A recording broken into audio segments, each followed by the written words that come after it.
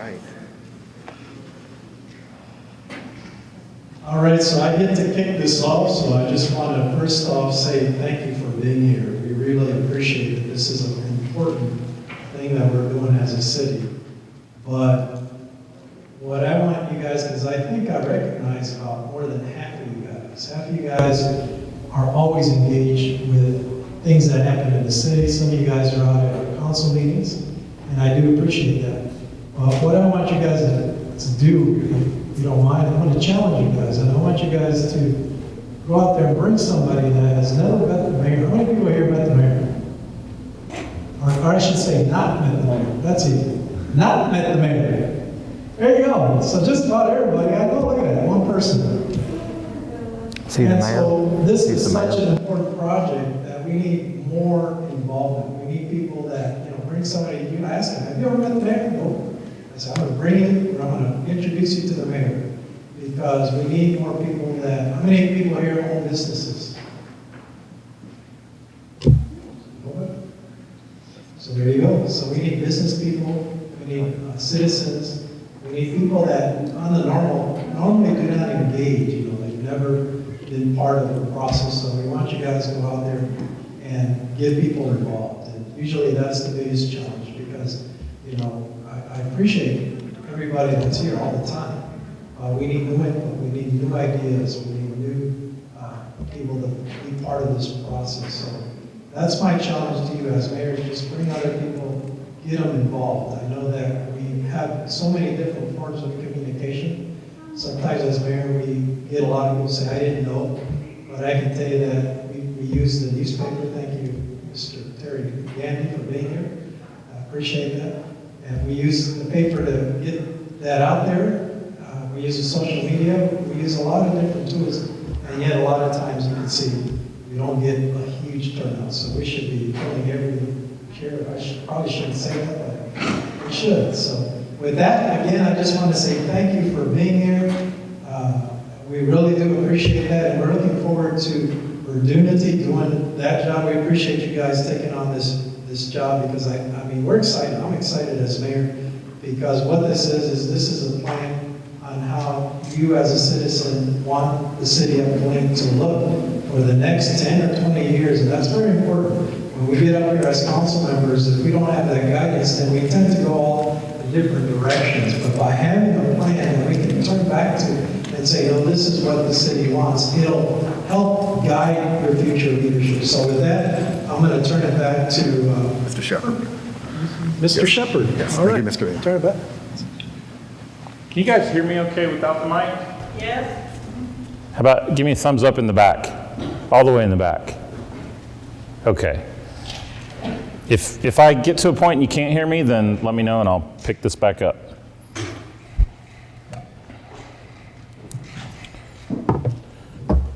So raise your hand if you've lived in Killeen for 10 years or more. Wow. Okay, 20 years. 30. Wow. 40. How long have you lived here? 42 years. 42. Okay, so I just missed it by 2. How about you? Since 78. 78. Could one of you, let me ask you, sir, how has Killeen changed over that 40 years? That would take longer than we have today. That would take longer than we have today. Okay.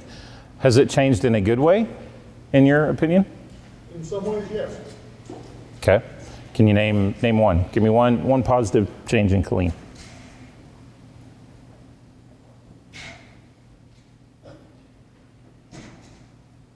Commerce has increased greatly since that time. When I moved here, there wasn't a restaurant that you could go to that wasn't a chain restaurant. Okay.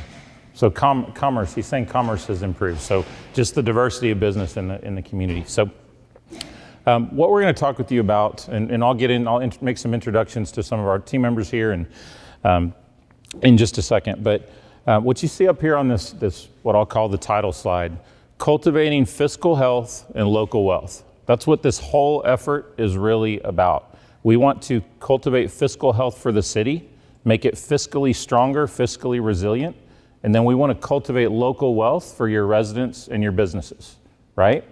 Who here thinks Killeen has a resource gap right now? Raise your hand.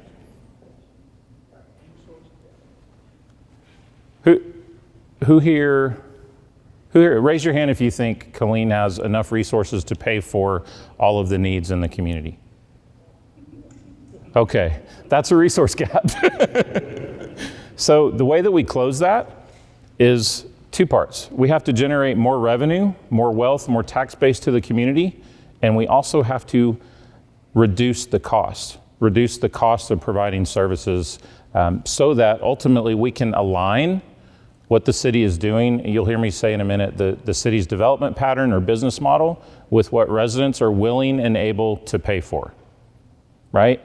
Most residents that we talk with around the country, they're tapped out. Their willingness, their ability to pay is pretty much at the limits. So how, as city leaders, how do we align our city's development model with what our residents are willing and able to pay? A comprehensive plan is one of the ways that we talk about doing that.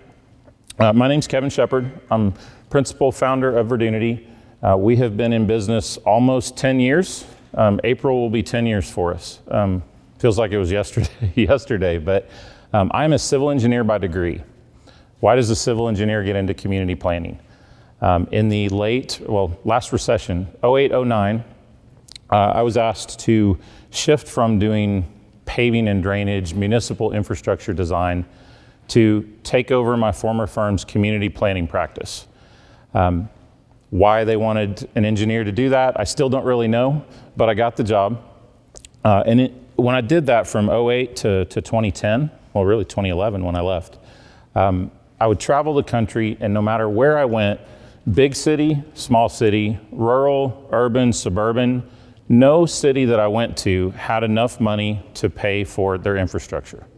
Everywhere was struggling to get enough money to pay to fix their streets. And I started to ask, why?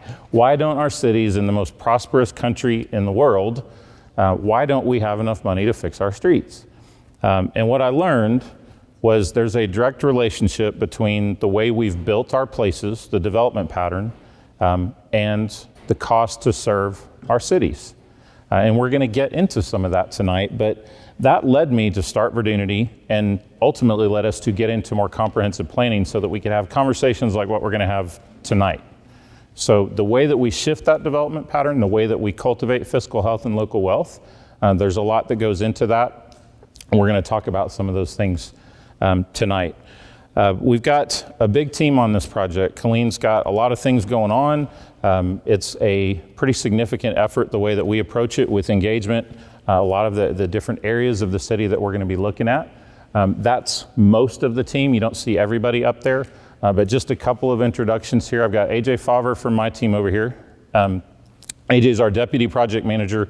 She spent 15 plus years working for other cities doing development services work. So development services planning, most recently with Lubbock before she joined us. So she brings a lot of experience just inside the trenches in terms of developing a city. I've also got Quint Studer here in the front with me. Quint's with Vibrant Community Partners, Studer Community Institute. You're gonna hear from Quint after me. Then we've got Monty Anderson. You're also gonna hear from Monty. Monty does a lot of work with incremental development, which we're gonna talk about. That's part of the how. How are we going to cultivate that local wealth?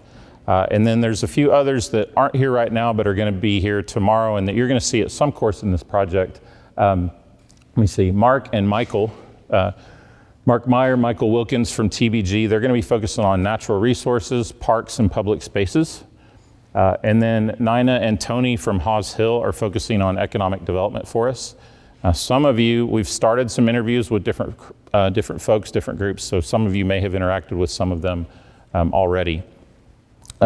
Something that I like to say is important to me and important to our team and the work that we do. This whole team, nobody on this team does comprehensive plans the typical way. We've all been part of comprehensive plans where, and let me ask you guys, have you been to a planning exercise where they ask you to kind of dream big and say, what do you want your city to be in the future? Did that conversation have any discussion about resource constraints or the city's ability to actually have the resources to implement those big ideas? right? Very few do. One of the main reasons that plans get on the shelf is there's not enough resources to implement all of the ideas. Sometimes there's not enough alignment with the elected officials. There's different reasons for it, but this whole team has been part of implementing ideas. At the smallest level, that could be a pop-up park, it could be a tent market that Monty might talk with you about tonight, all the way to the biggest areas of implementation that Quint's gonna talk about, which is change management in your community. How do you get the culture and your overall community to engage and start to have the hard conversations about how to move your community forward? So we are gonna make this project, what you see up there at the top, implementation focused. We are community builders, we're collaborators, and we're coaches. This is not our plan. This is going to be Killeen's plan. Our job is to bring the expertise, the best practices, the ideas that we've seen from other places and from our work, put that in front of you guys, and we're gonna listen, take feedback, we're gonna mix all that up into a soup, and out of this is gonna come a plan that is going to be implementable. And through this process, we hope you start to see some implementation happening before the final plan is even finished. I'm gonna speed up a little bit. 3 common things that we hear almost everywhere that we go. Lack of alignment between vision, plans, policies. You might have different master plans that say different things. You might have different folks on council or at staff or different community organizations that are trying to do different things. Raise your hand if you think that's happening in Killeen. Okay. Second one, funding gap. I talked a little bit about this already. There's a resource gap in almost every city in the country. How big, how small depends on the community, but most cities are struggling to address that resource gap. Excuse me. And then the third one is something that has been increasing in the last few years, and this is this culture of apathy or skepticism or I think what I have up there is a short timer attitude. I'm only gonna live here for a few more years, so why should I care what happens 5 or 10 or 20 years down the road, right? We have to get people off the sidelines. We've got to get people engaged in a positive conversation about the community. Why did this team want to work in Killeen? These are some of the things that I feel are positives. These are things that we look for of places that want our help, that we feel like we can help, and that we honestly get excited about helping. For every one of these that we go after and do, we turn down at least 10.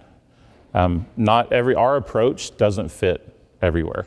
The first one that you see up there is really important. When you have a resource gap and you acknowledge that you have a resource gap, it gives you some urgency to try some new things. If status quo is working for you, and if you think as a community it's working for you, then changing some things is going to be a little harder to do. Street conditions are an issue here, right? We've had conversations about public safety. We've had conversations about parks. We've had conversations about small businesses. There's a lot of opportunities here, but there's also a lot of concerns that come back to that resource gap. And your staff leadership here, I think that's the second one, maybe not. But I'll talk about staff leadership. I think your leadership here gets it and really wants to do right. And so that's been exciting to us. You have a lot of opportunities to diversify your neighborhoods and your housing. There's a lot of what we call in the planning practice or in the architecture practice, good bones. There's a lot of good streets, blocks, lot sizes to work with that when we look at diversifying the different types of neighborhoods and housing and price points, we have a lot to work with there. You're also building a lot of new neighborhoods that are more what I'll call the typical suburban type of neighborhoods as well. But we want to diversify the types, but also the price points so that people have different choices for where they live and what it costs to live and stay in Killeen as they move up or move down that cycle. You have a lot of partner organizations here. You've got the base, you've got the college. Boys and Girls Club is one that we've heard some good things about. There's a lot of partner organizations here that I think we can work with and connect. And then in the conversations I've had so far, there feels like there's a sense of neighborliness, for lack of a better word, but looking out for your neighbor and some of that civic pride, the people that care. And I think, as the mayor said, all of you in this room, you obviously care about your community. You're here to learn, you're here to contribute. You probably have issues you want to talk about, and you probably want to hear about some ideas as well. Bottom line, you care. You wouldn't be here if you didn't care. So we want to try to connect these all together. This is our approach. This is what Verdunity is all about, these main three things. We're going to do the math to help you understand the cost of your current business model. So how has Killeen developed over time? How has that led to the resource gap that you have right now? Understanding what that is, where it came from, why it's happened, that's a big part of how we shift the development pattern. The second part is where we lean on you guys. How do we identify and connect and engage and align the people and resources in the community? Everybody has time, talent, or treasure that they want to contribute to their community. Everybody wants to contribute in some way. We all want to contribute to our community or our neighborhood. But a lot of us don't know how or where, or maybe have a concern that if we contribute, it's not going to feel valued or feel reciprocated. We want to unlock that potential. And then the third part, if we're going to build resilient, lasting, equitable communities, we've got to get back to prioritizing people over cars. We have designed a lot of places and businesses and environments and neighborhoods around people getting around in a car quickly. And when you do that, it makes it very hard for anybody who's not in a car to get around safely, efficiently. And what you see also in fiscal resilience, the most in-demand places, the most resilient, healthy places are also those that have multiple ways to move around, whether that's biking, walking, public transit, or the car. Here's the overall timeline. We've got this broken down into basically 4 phases. We're at the tail end of the first phase, which is assessment. So we've tried to have this meeting. I think this is the third try with the weather that we had different issues to get here. But we've been looking at all of the existing plans that were done. We've been collecting a lot of data on different things and talking about it internal with our team and then also with staff. We are towards the end of March, maybe the first or second week in April, we'll wrap up that first phase. The second part moves into exploration. So we start to explore ideas. We're going to start with a conversation we're having with council tomorrow to talk about the vision.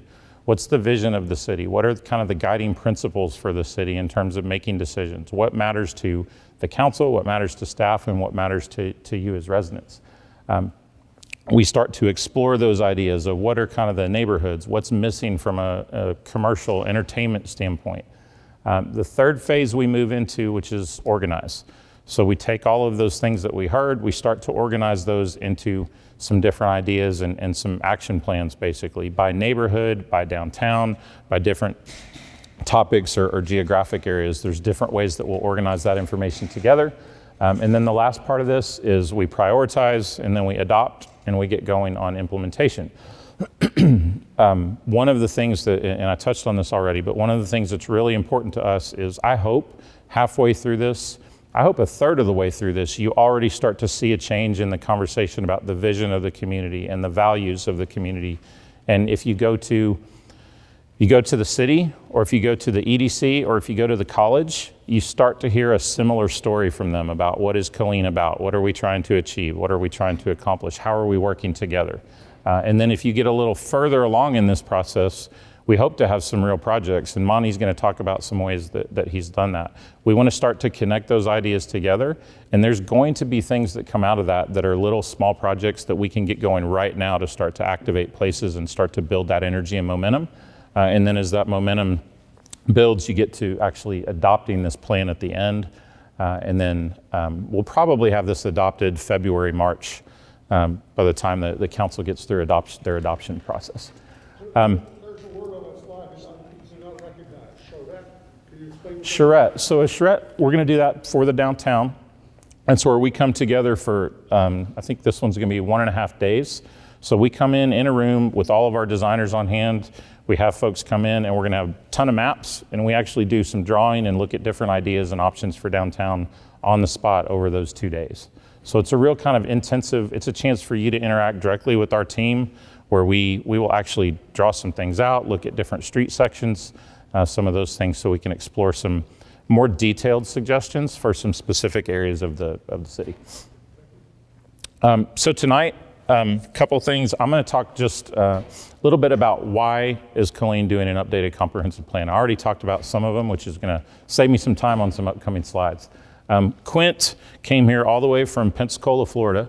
You're going to hear more about him. He's the author of an awesome book called Building a Vibrant Community. I met Quint, Plano, Texas, a year and a half ago. Yeah, maybe. Yeah. Quint is going to talk about his experience in Pensacola, Florida, and how he's helped be a part of revitalizing and really taking the Pensacola community to a completely different level. But just a lot of wisdom from Quint that he's going to share both with you all tonight and also with council tomorrow in terms of, you're going to hear him talk about a burning platform. And just I'm teeing him up, but that's really, really important. You guys got to catch that and be part of that vision. Then Monty's going to come up and talk about the how. Quint's going to talk about the why. Why is this important? What's the future of your community? Why does it matter for you to engage? Monty's going to talk about specific things of how we can activate buildings, places, vacant buildings, vacant shopping centers, and do it incrementally at a scale that is affordable and makes sense to your community. There's a lot of parallels between the work that Monty's done in some other places and some opportunities here in Killeen. And then AJ is going to take some questions from you guys. We'll all stand up here and take as many of those as we have. And then we're going to wrap up with some next steps and talk about a few of the ways that you guys can engage in this process going forward.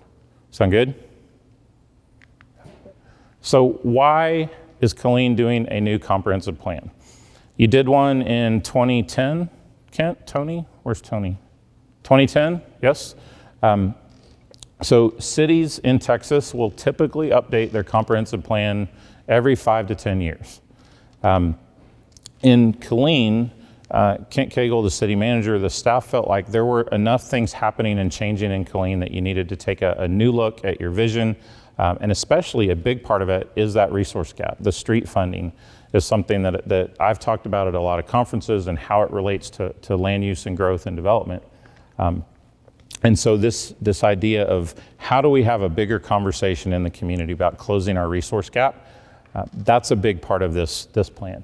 Here's what a comprehensive plan does, and I'll just point you to the first thing. It's intended to be a policy document that all of the folks in your community, the elected officials, the city staff, your community partners, you look at that as kind of the guiding document for all of your policy decisions and really to guide the future growth and development in your city. I'm going to take you all the way down to the last one.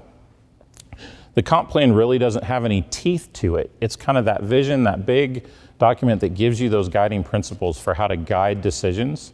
But the teeth come with your zoning ordinance and your subdevelopment regulations, which that's what guides what goes where in terms of zoning. That also guides how you build your streets, what the sections are, the quality of that. This plan is going to tee up those kind of updates to the zoning code and the subdevelopment regulations to get some development shifts and changes in Killeen. Here's what we see, what we hear some of the complaints or what typical comp plans are. Doesn't engage the community enough. It doesn't consider some of the other plans that were done. It doesn't take account or consider available resources. It doesn't support or encourage enough accountability and shared responsibility for outcomes. These are things that we've all seen as part of plans that we've done in the past that for a lot of these reasons didn't get implemented. This is what we presented in our interview to the council. This is what we've talked with staff, and this is what we've made kind of the core of our approach here. The first one is right up there at the top, and we're starting with that tonight. Focus on the why before the how. You've got to understand why your city is here, what your city is trying to achieve before you can get into how. Otherwise, you'll spend a lot of resources and time chasing all kinds of different things and look up 10 years later and be like, we're not any better. We haven't done what we needed to keep people or keep businesses in Killeen. Resource conscious. We are very, very much aware of fiscal and environmental resources that the city has to work with and are going to give you a plan that is realistic about those resources that you have available. Collaborative implementation. City staff can't do this by themselves. This has to be a collaborative effort. And so we want to find the people and the ideas in the community and get those connected through this process. Action-oriented, we talked about implementation. We don't want this to be a plan that goes on the shelf. We want this to be a plan that is a living document and that people are always talking about and using to guide those decisions. And the way that we're going to do that is incremental and iterative and dynamic. Who here a little over a year ago would have thought that a virus would come and basically shut down everything that we know for a year? None of us had any way of knowing that was coming, right? So for anybody to stand up here and say, for me to say, I know exactly what's going to happen in Killeen 10 or 20 or 30 years from now, we can't do it. So what we do know is, here's what we have today. Here's what the people here today want. Here's what the businesses here today need. And we're going to start there. And we're going to say, how can we make those incrementally better? One question you're going to hear us ask, and we're going to ask this of everybody in this community anytime we engage with you, but what is one small thing that the city could do that would improve your quality of life in your neighborhood? When we ask that question, we get things like paint a crosswalk, tear out a dead tree, fix the light at the park, put a trash can at the park. It's the little things that make a big difference to the residents in terms of their quality of life. And a lot of times cities miss those things. So while this is a comprehensive plan and it's intended to be big and broad and cover a lot of things, there's a lot of small things that we want to try to do to build that momentum. So how do decisions get made in Killeen? What guides the decision? What informs the decisions in Killeen? Can anybody want to throw out an answer, suggestion?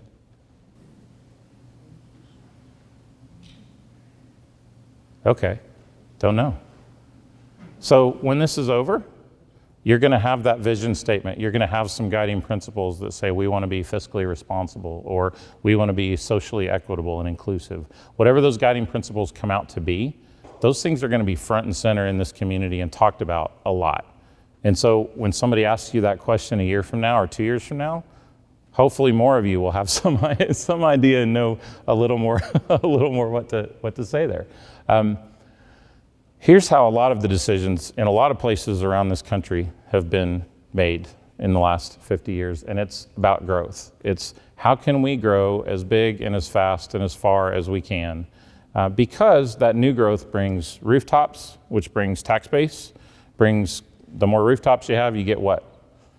More businesses, right? And businesses bring what? Sales tax, right? And so that idea of, if we grow, we get new revenue, and that new revenue can go in the pot to help us take care of the streets and all that stuff that we have, right? The problem is, what about maintenance after growth? So developers come in, they put your subdivision, their neighborhood in, and they'll say, at no cost to the city, we're coming in, knocking, we're bringing in 100 homes or 1,000 homes or whatever it is. No cost to the city. Not true. The city and the taxpayers, you all, are on the hook to pay to maintain that infrastructure for forever, right? So a typical street, if it's built well, I'm going to caveat that, if it's built well, will last 50 to 60 years. So any development in the city that was put in the 50s and 60s is probably ready to be, it's got streets and water and sewer and drainage and other things that need to be fixed. If it's built well and maintained well. If it's built well and maintained well. So what we're seeing all across Texas is this post-World War II kind of growth explosion of places that just built a lot of neighborhoods and expanded very, very fast in a short amount of time. All of those streets and water and sewer and drainage and parks and schools and buildings and everything else is all having to get fixed at the same time. And cities have not saved up that money to pay for that maintenance. Right? So how do we develop in a way that closes that gap? This is just a slide from Richardson, Texas. It's similar everywhere. Your street needs are skyrocketing. The budget that you have to address those is pretty limited. And at this point, it's if you want to put more towards streets, you're taking money from public safety. Nobody wants to do that. You're taking money from parks Not many people want to do that. You're taking money from somewhere else, or you're raising taxes. Nobody wants to really do that either. So this, what I'll call post-World War II, or this suburban growth pattern, in most places, unless you have a $600,000 homes going in or something like that, it doesn't generate enough wealth to pay for those infrastructure costs over time. What does is the old historic way, the way we built our cities for a long time. Your core downtown, that block grid street network that you have, and those smaller lots and the different mix of buildings, that always pencils out. This is a really, really complicated chart, but what I want to point out to you, this shows how Killeen has grown over time. That square, that was Killeen in 1950. Okay? That big colored blob around it is how you've grown in the last 70 years since. And you can see how you went out in the 60s and 70s and 80s, and now how you've started to expand to the south, right? But what I'll point out, and just look at that top box. So from 1960 to 2020, your service area, how much has it grown? 10 times? So the size, the footprint of your city has grown 10 times. The population in your city has grown 6 times. So what you're doing, when you expand out like that, what are you adding? More streets, more water and sewer and parks, more police, fire, everything that has to be provided to that area, but your population hasn't kept up with it. What does that mean? That means each household and each person is on the hook for a greater share of that service cost, right? It's really small and you can't really see it, but in 1960, you were up to around 6 people per acre was your density, is a planning term that we used. And now you're back down to around 3. So you're spreading your people out, which is increasing the services to the city, but you're diluting your ability to pay for that. Another thing we're going to get into this in a future session, but there's also a growing affordable housing gap. And that doesn't mean just the cheapest of the cheap housing. That just means people at different interests and price points. That could be, someone could be a widow that wants to get out of a large single family home and downsize. It could be, a senior couple. It could be a young professional that's looking something. We don't have enough affordable options in Texas, especially. We have a couple of them, and then we're missing a bunch in the middle that we need to provide a lot more to. So I talked about this resource gap. I'm going to keep moving here, but this is one of the things that I've heard from a lot of city managers and mayors around the country, the biggest challenge that they have. How do we address the growing wants and needs of our citizens with limited resources? Nobody wants a tax rate or a tax raise. Nobody wants the value of their homes to go up and price them out. So how do we close this gap? There's really 3 options here that we're going to talk about. The first one, there's you keep your development pattern the same, but you're going to have to charge more. You're going to have to charge more in taxes, street fees, park fees. Your utility rates are going to go up. You're already seeing that. Most of the communities in Texas are starting to do that already to try to close that resource gap. You can only go so far before you do that. The second one is to keep the tax rate where it is and you cut services. That's essentially what we're doing now. When we do a capital improvement program, when we do budgeting every year, we have a lot of needs and we have a certain amount of resources and we have to cut them to fit those resources. The third one here is what we're talking about with a comprehensive plan. How do we adjust our development pattern in a way that can align what we're doing with what residents are willing and able to pay now and in the future? So our whole process is going to be talking about this. Where are you at right now with the resource gap, and then how do we close that? Like I said, with the cultivating wealth and fiscal health. Common language to discuss common problems, to find common solutions. Fiscal sustainability. Who here, raise your hand if you care about your property value and tax rate. Okay, so if I can make land use and development decisions about your tax rate and how that impacts your tax rate and the return that you're getting for that tax investment, that's interesting to you, right? Very interesting. Taxes are very important, especially, property taxes is where everything comes from pretty much here in the state of Texas. Right. Texas doesn't have an income tax, so we homeowners that do pay Yeah. property taxes here in Killeen, and we have to do those for everything. Yeah. Yeah, so how can we basically increase that return on that investment without pricing folks out? Fiscally informed planning is what we do. Again, I'm going to get into this in a future session that we talk about, but we do a lot of math up front that helps us understand how different development patterns are doing in terms of their ability to generate revenue to the city for the area that they sit on. Just a real quick example to show you what this means. This is from Taylor, Texas, outside of Austin. On the left, you see a Main Street mixed-use building, just a 2-story building, pretty modest. It's sitting on 3/4 of an acre, and that generates a tax revenue to the city of almost $16,000 per acre. So if you take that tax revenue that's paid, the property tax revenue that's paid by that, divide it by the size of the land, you get a revenue per acre number, right? $16,000 in tax revenue per acre for that. Compare that to a similar size fast food restaurant pad on the right. That one gets, I can't quite see it, $7,000 an acre. So for the same footprint in the city, one of those is generating double the property tax. Not really what you would expect, right? So if we look at that, let me take this out a little bit more. This is downtown compared to a big box. Downtown on the left, I can't see there it is, 10 acres, a little over $12,000 an acre. You compare that to a big box site that's almost double the footprint and a third of the revenue per acre. And Monty can maybe hit in his a little bit about how this incremental development, we can get a lot of more value out of our development by going small. You're going to hear us talk. I'm going to hit a couple more things before Quint comes up. We're going to talk about building neighborhoods instead of subdivisions. Neighborhoods are where people of all interests and backgrounds and ages and demographics and just means kind of all come together, right? Instead of subdivisions where we say this group of people is going to be over here and all walled off and they're all going to kind of be in their bubble. We've got to get back to building neighborhoods. I'll tell you who's suffering from the subdivision approach. It's the kiddos. How many of you throw your kids in the back of an SUV and drive halfway across town to go to a play date with another friend because they don't really know anybody 3 or 4 houses down that they can walk over and play with? I see some head nods going on. Guilty, done it way too much. My wife would say that's all she does.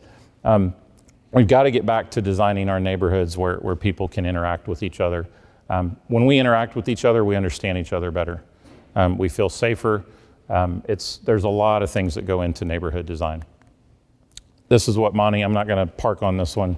Normally, if I was doing this by myself, I'd spend a lot of time on this slide. Monty's going to explain what incremental development is and how we go up those different stages here in a little bit. We have a lot of different ways that we're going to talk with you guys to inform you, to empower you, to connect you. This is Killeen's plan. This is your plan. We want to get your ideas and we want to connect those together. We want to get that shared responsibility for outcomes. When you say you want something, we also want to come to you and say, well, what are you willing to contribute? What ideas do you have? How can you be part of turning Killeen or moving Killeen forward?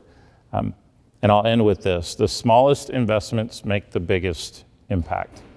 This is just a place, this is in Garland, Texas, in their downtown, had the roof ripped off of it. It stayed vacant for a long time.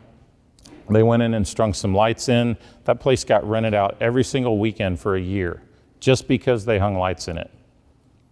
And then that turned into people wanting to rent it out even more, and then a business bought it, and now it's basically a public space that's next to a barbecue and brewery restaurant.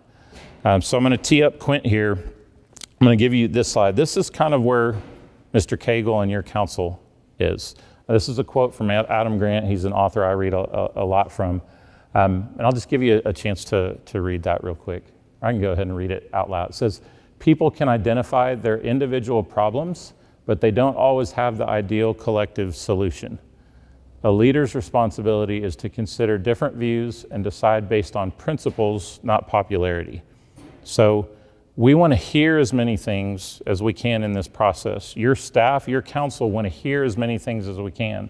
We want to make sure everybody's opinion, we want all of you to say, you know what, I felt heard, I felt valued, and when decisions get made, they need to be communicated back to you of why you made those decisions, right? So I'm going to invite Quint up here. I'm going to tee him up. He's going to talk about leadership. He's going to talk about change management and that burning platform. So Quint, you are up, sir. Thank you. Do you want to turn the mic on for me?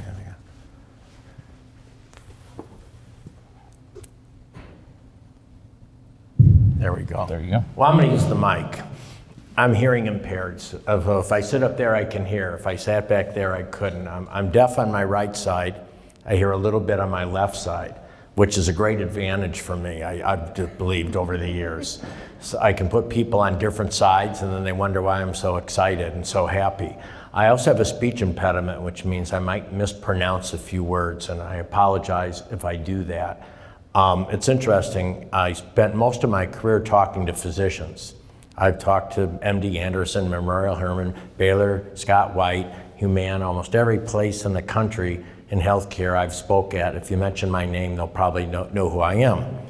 So I have a speech impediment, so I speak to some of the most intelligent people in the world, these physicians. And of course, I've been taught when I mispronounce a word, if you see my hand start moving, that means I'm starting to look for words. If I hear a word and I try to pronounce it and I mispronounce it, I need to keep right on going, because once I stop it, it's hard to start again. And I'll be at places like the Cleveland Clinic or MD Anderson with the smartest people in the world. I'll mispronounce a word and I keep right on going. And it works just great, because I can see these people think, oh my God, is he smart? I've never heard that word before. So it's just one of these advantages. I'm not a planner. I'm not an urban planner. I'm not an elected official. I'm a private business person who got involved in the community. That's just what happened to me. Anybody here, you know how you got involved. You got invited to a meeting. The next thing you know, you kept going to meetings. The next thing you know, you got involved in something, and then you just didn't want to quit, didn't want to stop, and you kept doing it. And I'll tell a little bit about how I got involved. I'm in a town called Pensacola, Florida. It's got some similarities to Killeen. We're a Navy town. We have 13,000 Navy people in our community, so there's some similarities. We have a university called the University of West Florida that's got about 12 or 13,000 students. It's about a half hour from downtown Pensacola. For a while, it could have been 14 states away from Pensacola. There just wasn't that much connection into the communities. Our downtown, have you been in your downtown lately? Sort of looked like your downtown? You know, when they said it was 5 o'clock somewhere, they meant that means leave. It's 5 o'clock. I mean, people just didn't want to hang out. Maybe they do in your downtown. Even businesses would tell people to leave after certain times and so on. Now, we're a little bit different than you. Our population started going down. Our population about 2005, 2015, 14, 13, 5 started dropping, started going down. That meant the tax base starts going down, because we're in Florida, which is very much like Texas. You're very limited on what you can raise taxes. So you're going to get it either through new development, which can backfire on you if you're not careful, because then you got to pay for it, or rehab development. But the rehab development wasn't happening, and so on. So I'll tell you a little story how I got involved, and we'll walk through some things. I'm going to walk some things tomorrow. I don't charge for what I do.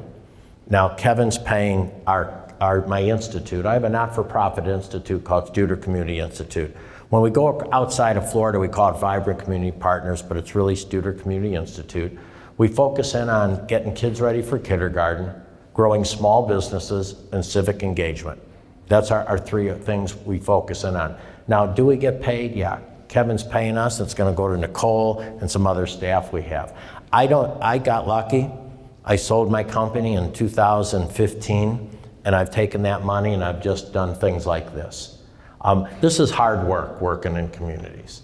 It really is. If I did this for money, I'd quit.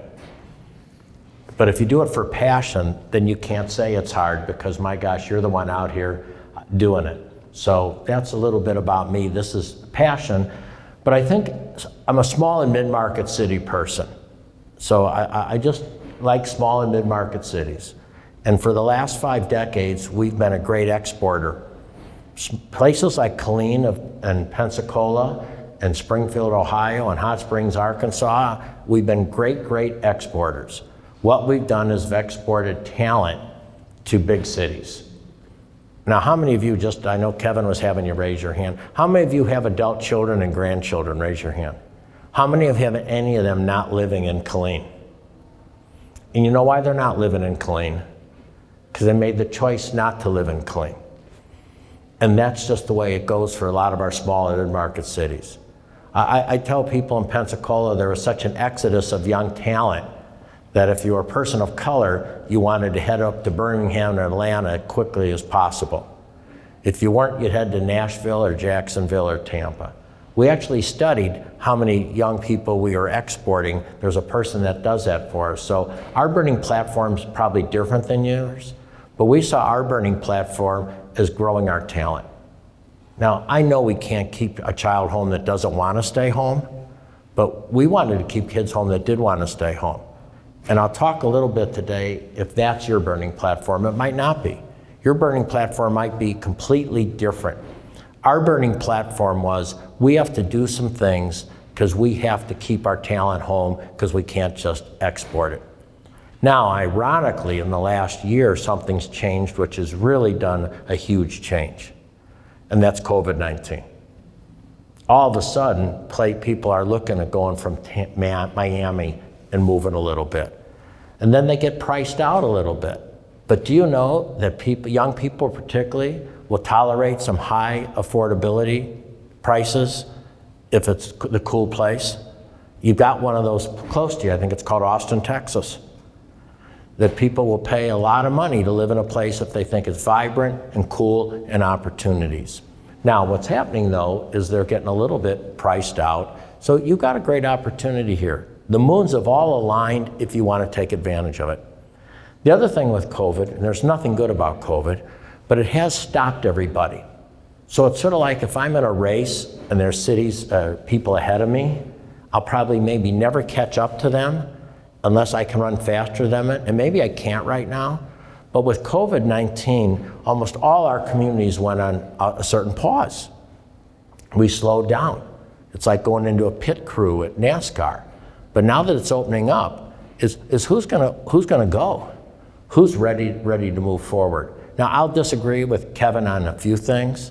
I don't think you will get all your community engaged.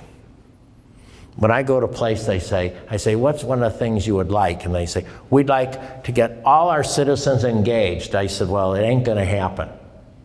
You can create the opportunity for all your citizens that choose to be engaged. But some of them, you can't force them to be engaged. And some of them won't be engaged until the last minute, and that's only engaged to stop something. I don't know if you have any of those, but you know, they fly in at the last minute and throw the hand grenade into the meeting, and all of a sudden things go sideways. So let me walk through some of the things with me. That's me, that's my cell phone number, that's my email. I own 2 minor league baseball teams. In fact, I talk to Reed Ryan all the time. We're on a committee together. I give my cell phone out at all the ball games. I gave my cell phone out to when I was president of a hospital, every patient got my phone number. And it said, if you weren't satisfied with the care here, give me a call. So that's my cell number, and I respond. That's my email. I have a couple columns that run in papers, and I write books. Most of my books are business leader books. Busy Leader Handbook, I think, was number 5 on the Wall Street Journal bestseller list. I didn't plan on writing a community book. My publicist said, you should write another book. And I thought they meant a leadership book. And they said, a community book. I said, there's got to be a lot of community books, and there are some great community books. But most of them aren't written by someone who's gone through a referendum. Most of them's not written by somebody who went through court cases trying to stop projects. Most of them has not written by somebody who had social media, was just wild when people don't like projects. So I had a little dirt in my mouth, a little grit in my teeth, and so I wrote one. And I just wrote on, and Monty, you know, I wrote one on find the corner. One of my chapters is find the intersection in your community and make it great, and start with one corner. So it's all about sometimes playing small ball. Sure, you want to get the big project, but a lot of this is just incremental, a little bit at a time, then all of a sudden one day, pop, it happens. So I'm going to talk about gears. I call them 4 gears, but you can have 5 or 6 gears. We have 4. I'm going to talk about a burning platform, and I'm going to talk about change management. Every community has plans. You had one in 2010. You know, when I became president of a hospital, one of the first things I did is I got rid of the planning department. I changed the name of it to the implementation department. I didn't get rid of the people, I got rid of the name. Because I said our issue's never been planning, our issue is implementation. And implementation is where it gets hard. Planning is sort of fun, but implementation is where people don't push back on the plan, they push back when you start implementing the plan. So we're going to talk about that. I was on the curriculum committee of the Harvard Business School, and we said the #1 skill set a person needs is change management. Yet, how many people have taken courses in change management or understood change management? And I can't do that today. I'll do a little bit more tomorrow.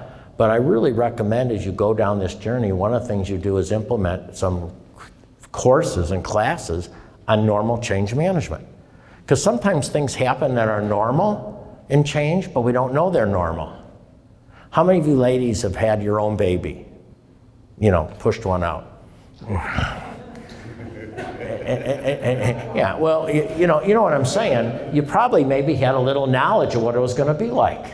You maybe even went to a course before you had the baby. They might even talked about things like dilation and when you get to a certain point where you got to push and the whole bit. If you didn't know that, I was in healthcare for a lot of years. You know, there were certain times a person would say, I quit, I'm not having this baby. And they were having this baby, but they needed to learn how to push and they needed support. How about a marathon? If you didn't know what the wall was, you'd hit the wall, it would seem abnormal because everything's telling you to quit.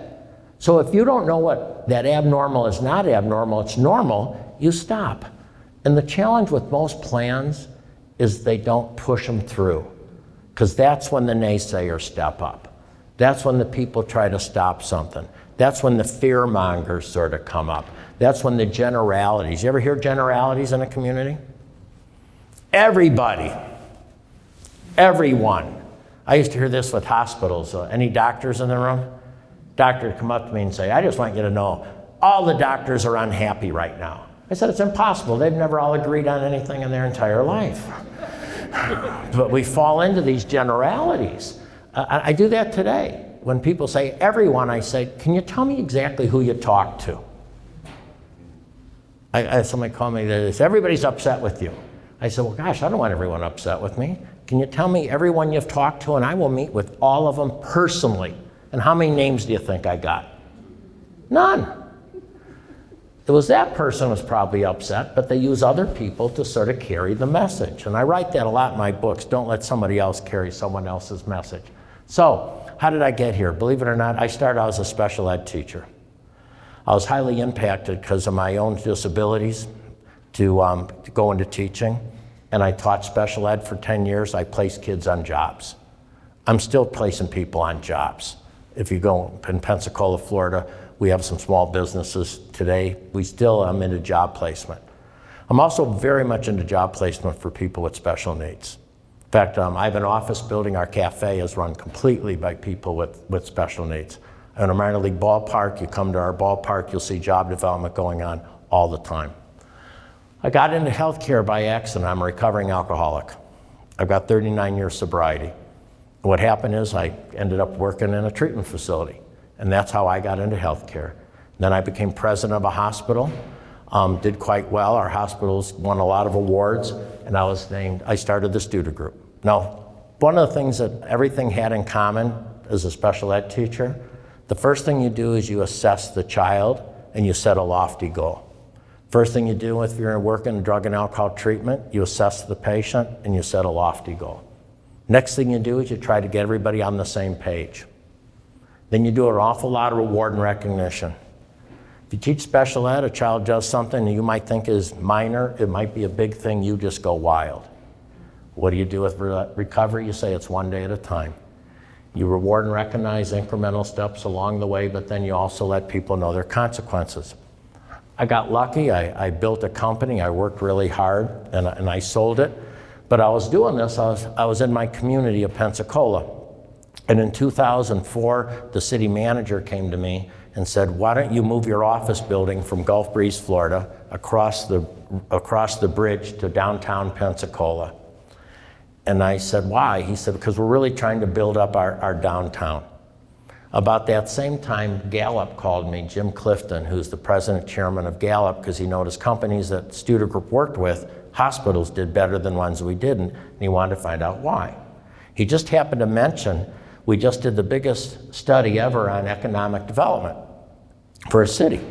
Why do some cities thrive and some cities don't? And I said, I'd love to see it. So he gave me this white paper called Soul of the City. And I read it. And you know what? After I read it, I thought our town was worse than it was.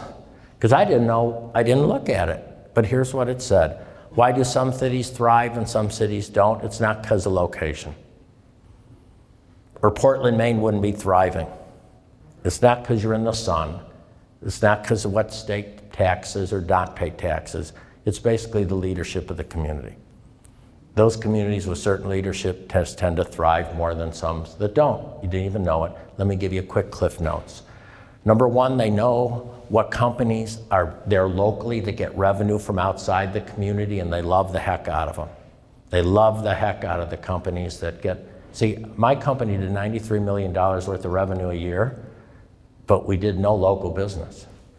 That's really a valuable company, because our 250 employees are sitting in Pensacola, and all that money's coming in is that. Number two, you grow young companies, you start young companies. And the third thing he said is you got to keep your talent. And he said the way to keep your talent is all going to be in Killeen. It might be different than Pensacola. He said they need to have a cool place to hang out. And if you don't have a cool place to hang out for young people, you're not going to get them. He said, tell me about your downtown. And our downtown had boarded up buildings, some buildings that weren't, it looked like your downtown right now, if you know what I'm trying to say, not to hurt feelings, but there's a lot of similarities. I went to Asheville because they told me to go to Asheville. I was so depressed when I went to Asheville because it was so cool. Luckily, they had pictures of what it used to look like, which made me feel just a little bit better. So that was sort of a journey we got on, and I'll walk you through some of what we've learned in this journey now. That first of all, even though people say they like change, we found they really don't. People like to be settled. So when you start changing things, all of a sudden it unsettles people.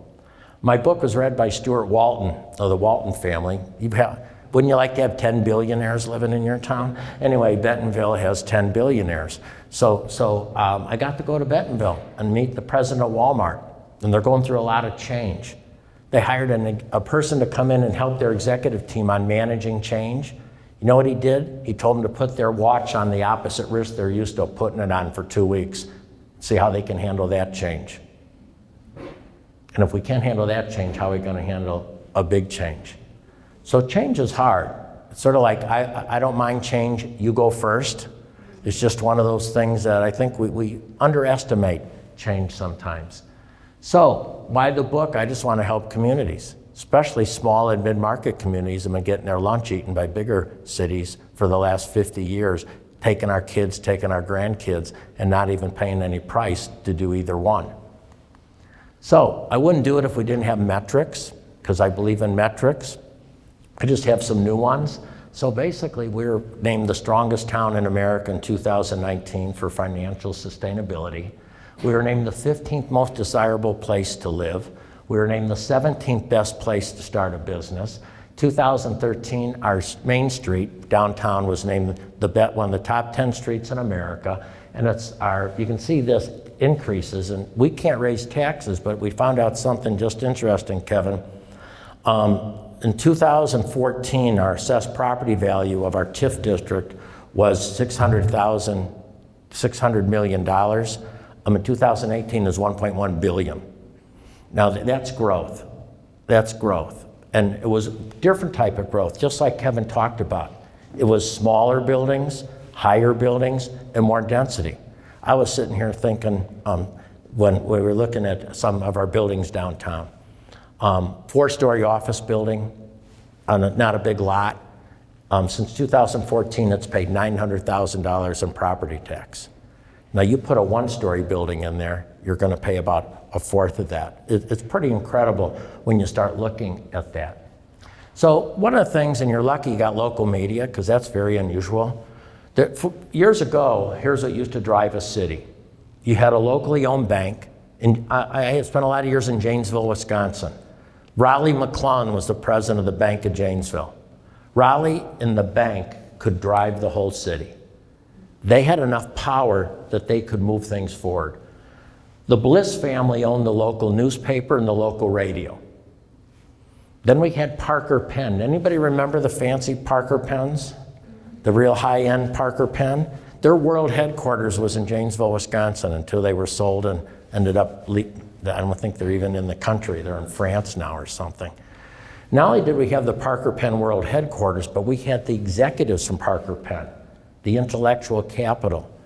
Now, then you throw a locally owned hospital, which mostly aren't locally owned anymore. You put those four in a room together and they could move things. I don't know about you, Pensacola doesn't have a locally owned bank.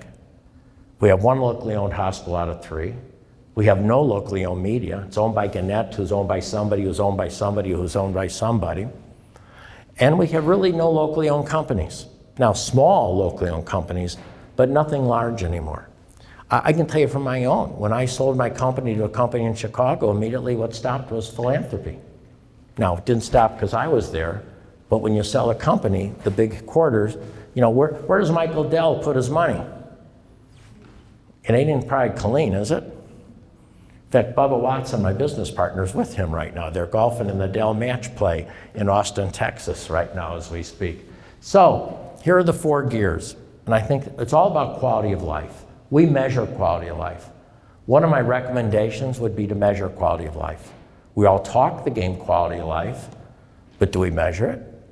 There's a company called Mason-Dixon, and I don't work for them, but we've used them since 2008 to measure our quality of life. And they compare us to other cities, which is sort of nice. Now we have a comparison. Now, when we did it the first time, there's a question that says, is your community moving in the right direction? I think it was 26 or 27% of our people said we're moving in the right direction. That was a big aha. That was a big, oh my gosh. Today it's 66%. Now, I will tell you, I don't think we'll ever get higher than 70%. I mean, there's just going to be a certain group of people in every community that just aren't going to be happy. That's just the way it is. In fact, we had an outside company come and measure, Bruce Barcelo measured, that they call up people in the community and they sort of ask them a real positive question to see how many people even answer the positive question negatively. Like if I called you up and said, I'm going to give you all the money in the world and you're going to live forever. And if you said, well, wait a minute, how am I going to live forever? Am I going to have to pay taxes? Okay, that's somebody who can find negative even in the good. Most cities have about 22% of the people that will come up with negative response to that. We had 33% in Pensacola.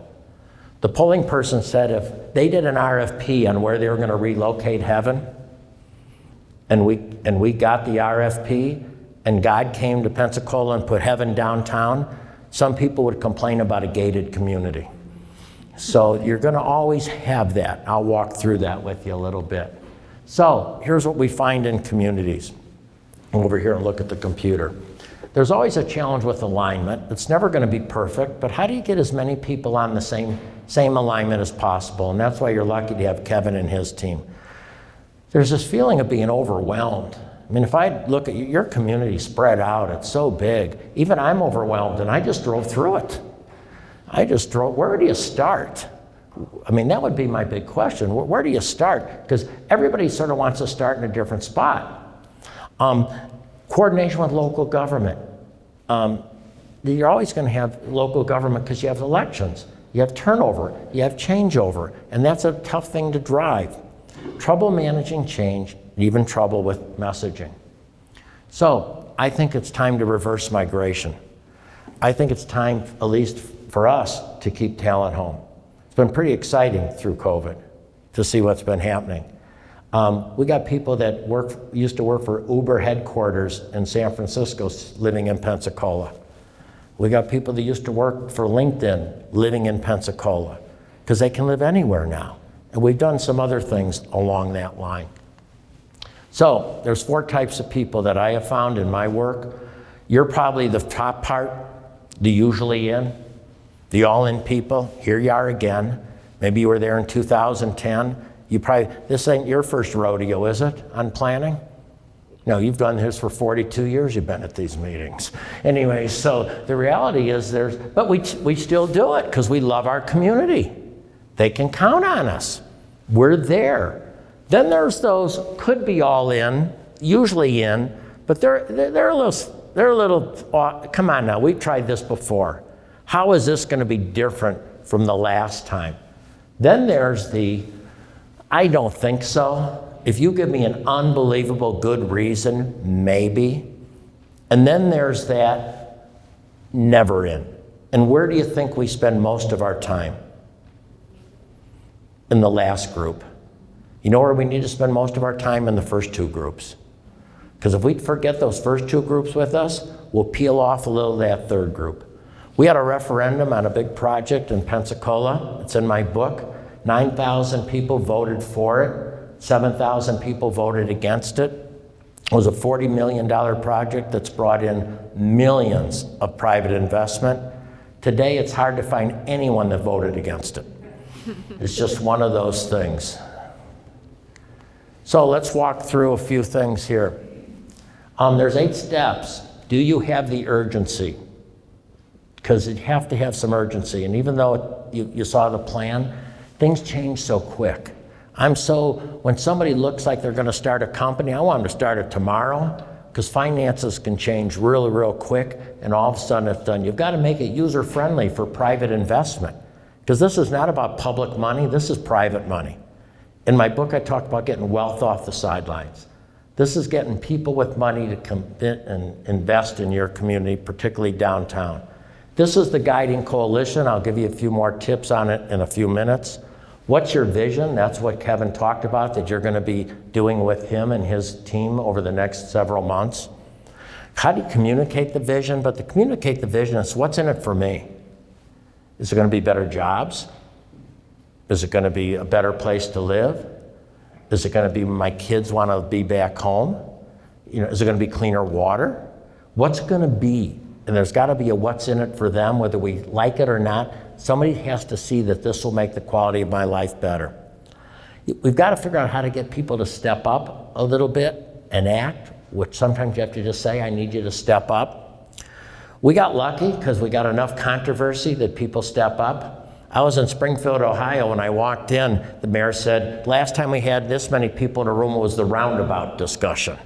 Because when do people show up? They show up when there's some controversy. So you might have to wiggle in a little controversy into this deal. Get a little people deciding what should happen and what shouldn't happen. And I love what Monty's going to talk about. It's short-term wins. It's all about small ball here. And then consolidating the improvements so they play off each other. And that's particularly in business development, because every small business that grows helps another small business that grows. When you keep that money locally, it just keeps going over and over and over again. So, Peter Senge, in his book, The Fifth Discipline, talks about there's going to be tension. If you want to move a community, you've got to create creative tension.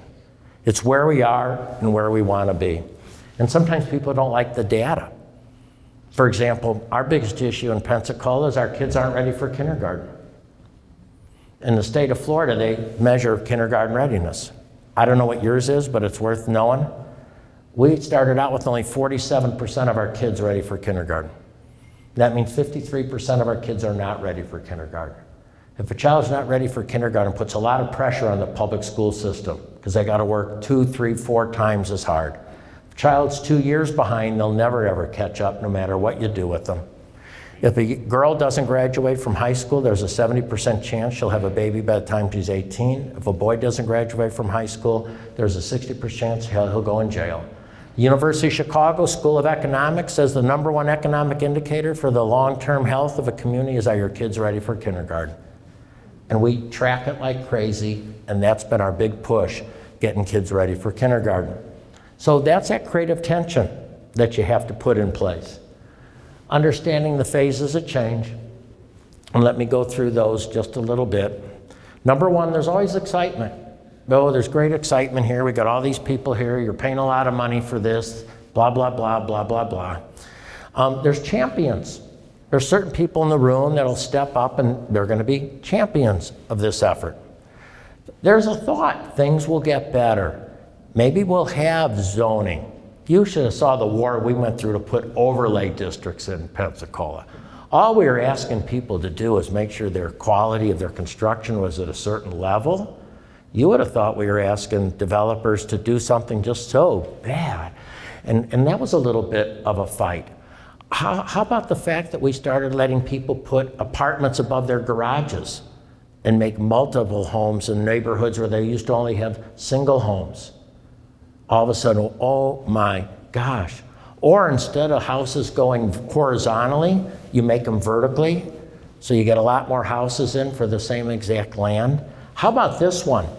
Ed McMahon told us that we have to be tougher, or I was going to say, I don't know, stiff. No, I was going to say stiffer, but tougher's even better. Tougher when people come in. Taco Bell. Do you know Taco Bell's got 3 floor plans? The plan when nobody complains, the plan when people complain a little, and the plan when you won't let us in unless you do this. So we had Taco Bell put their parking lot behind the Taco Bell instead of right on the street. Because we were taught not to put parking lots against the street because that doesn't create the neighborhood walk. Do you know the #1 revenue producing Taco Bell in the United States of America is in a house? Because the city said, you cannot put that building here because we want it to match our houses. That's the type of character you need to have. But sometimes our communities, we get a little desperate for jobs, and if somebody offers a few jobs, we just let them come in without maybe holding the standards of where we want. If you create the right amount of place, they will come in because they want to come into your place. Then all of a sudden you get the outside investors. So what's happens? There's some pushback, but it's a little more covert, because this might work. Let's see what happens. So I put in red what most cities don't do, and that's why most cities don't succeed with implementation. So here's what I put in red. You have to take some time to create the burning platform. Hey, Quint. Yeah? Do you mind if we turn the lights back down? Because it's hard to see the colors. Sure, go ahead. Somebody want pictures didn't show, huh? Remember those pictures we put in? Yeah, they don't. Yeah. And you can get all this. By the way, if you write me an email, quint@quintstuder.com, I'll send you a copy of my book for free. And that cost me $5 or $6. Anyway, by the way, if you buy my book, every single dollar goes to early brain development for children. None of the money comes to us personally. So the thing is, take time to create that burning platform. Don't rush into something because you don't have enough people yet. You got to get that critical mass. And you also have to capture the heart and the mind of people. So Kevin was capturing the mind earlier. He showed you the taxes. He showed you the square. He showed you the finances. He captured your mind. I went after the heart when I first started, about your kids and your grandkids. And you need both. 80% of people will make decisions based on heart, and 20% that'll make it based on mind. So that's what you've got to try to capture. And you have to build that critical mass. And that means you have to get those first 2 groupings all in and mostly in with you.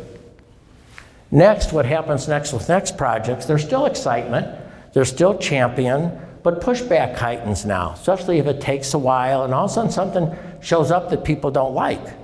All of a sudden maybe the streets are going to change or something's going to happen that's going to be just a wee bit different. So that's going to start impacting things a little bit. So you got to realize there's going to be pushback. Next, here's what happens in most projects. Excitement lessens. Champions are exhausted. Here we are again. We're getting pushback. You ever have misinformation builds with a project here in town? Yeah, one of the big projects was me. They said, well, Quint Studer's getting this land for $1. We're giving that millionaire land for $1. Do you know that land they gave me for $1? Do you know what I paid in use fees in the last 7 years? $6.4 million. I think that's more than $1, don't you? But see, that misinformation gets out there, and if you don't have a strong communication to get the right information out, The misinformation is what starts carrying the day. Somebody's making money. You ever have that one? You know why they're doing this? They're trying to make money. Let's hope they make money. What do you want to advertise? We're the town you can come to and lose money? You're not going to attract many people that way. And then we even get mad if it's local people that make money. You know, they're local people, they're going to make money. Let's hope local people make money, because they're the ones that are going to donate it to the Boys and Girls Club. They're the ones that are going to help build the new children's hospital, the new Y or something like that. Misinformation builds, the project starts getting changes and adjusted, and consensus starts, and consensus doesn't mean it's a good project. In my book, I talk about sometimes, as you said in your last quote, you can't go with popularity, you have to go the right way, because sometimes it's consent. So as we wrap up, let me give you what phase 3 needs to look like. You need to keep the excitement building, but you got to get new champions to join. And you know where the new champions are? They're probably under 40 years old. You got to grab the young people, because if you grab the young people, they won't let it go. We created something called Pensacola Young Professionals, or Pensacola Young People, and they're the ones that drove a lot of these projects. Because once you get the young people going and they see the diverse, vibrant community you're trying to create, they got something in it for them. You want to make sure you get the accurate information out. We used to even publish things, still do, facts and myths, facts and myths, facts and myths. Just did it with a big project on the north end of Pensacola. The cool part is the projects even get better. There's nothing wrong with kicking them. There's nothing wrong with pushing back on them. Our big win is covenant for the community, which means any project that happens in our community, 70% of all labor dollars have to go to people that live in the community. Because we don't want dollars leaving the community, we want them staying there. That was our big win. Went to some people, said, hey, this is going to create jobs, and they said, well, where are they going to come from? We said local. They said, why don't you prove it? So we have people sign contracts for projects that say 70% of the labor dollars will stay within the city of Pensacola. All of a sudden, for one project, that put $22 million into the labor, and 51% of that went to people of color in our community. So that was a pretty big win for our community. And consent is accepted, sometimes even versus consensus. This is my last, next to my last slide. This is Chuck Yeager. He died this year, and if you see, go look at the movie called The Right Stuff. Just go on Google or something, put Right Stuff, Chuck Yeager, and what they do is they show Chuck Yeager breaking the sound barrier. See, Chuck Yeager was a little bit crazy. He thought that you could go a certain speed, and if you did that certain speed, you'd break the sound barrier. When you broke the sound barrier, you'd have smoother flight. Now the problem is nobody knew what that speed was. So if you're driving down the road and your car starts shaking and you start putting down the accelerator, I don't think she's going to think that's a real Chuck Yeager move. She's going to say, what are you doing? Here our car is shaking and you're putting the throttle down? Well, Chuck Yeager kept the throttle down.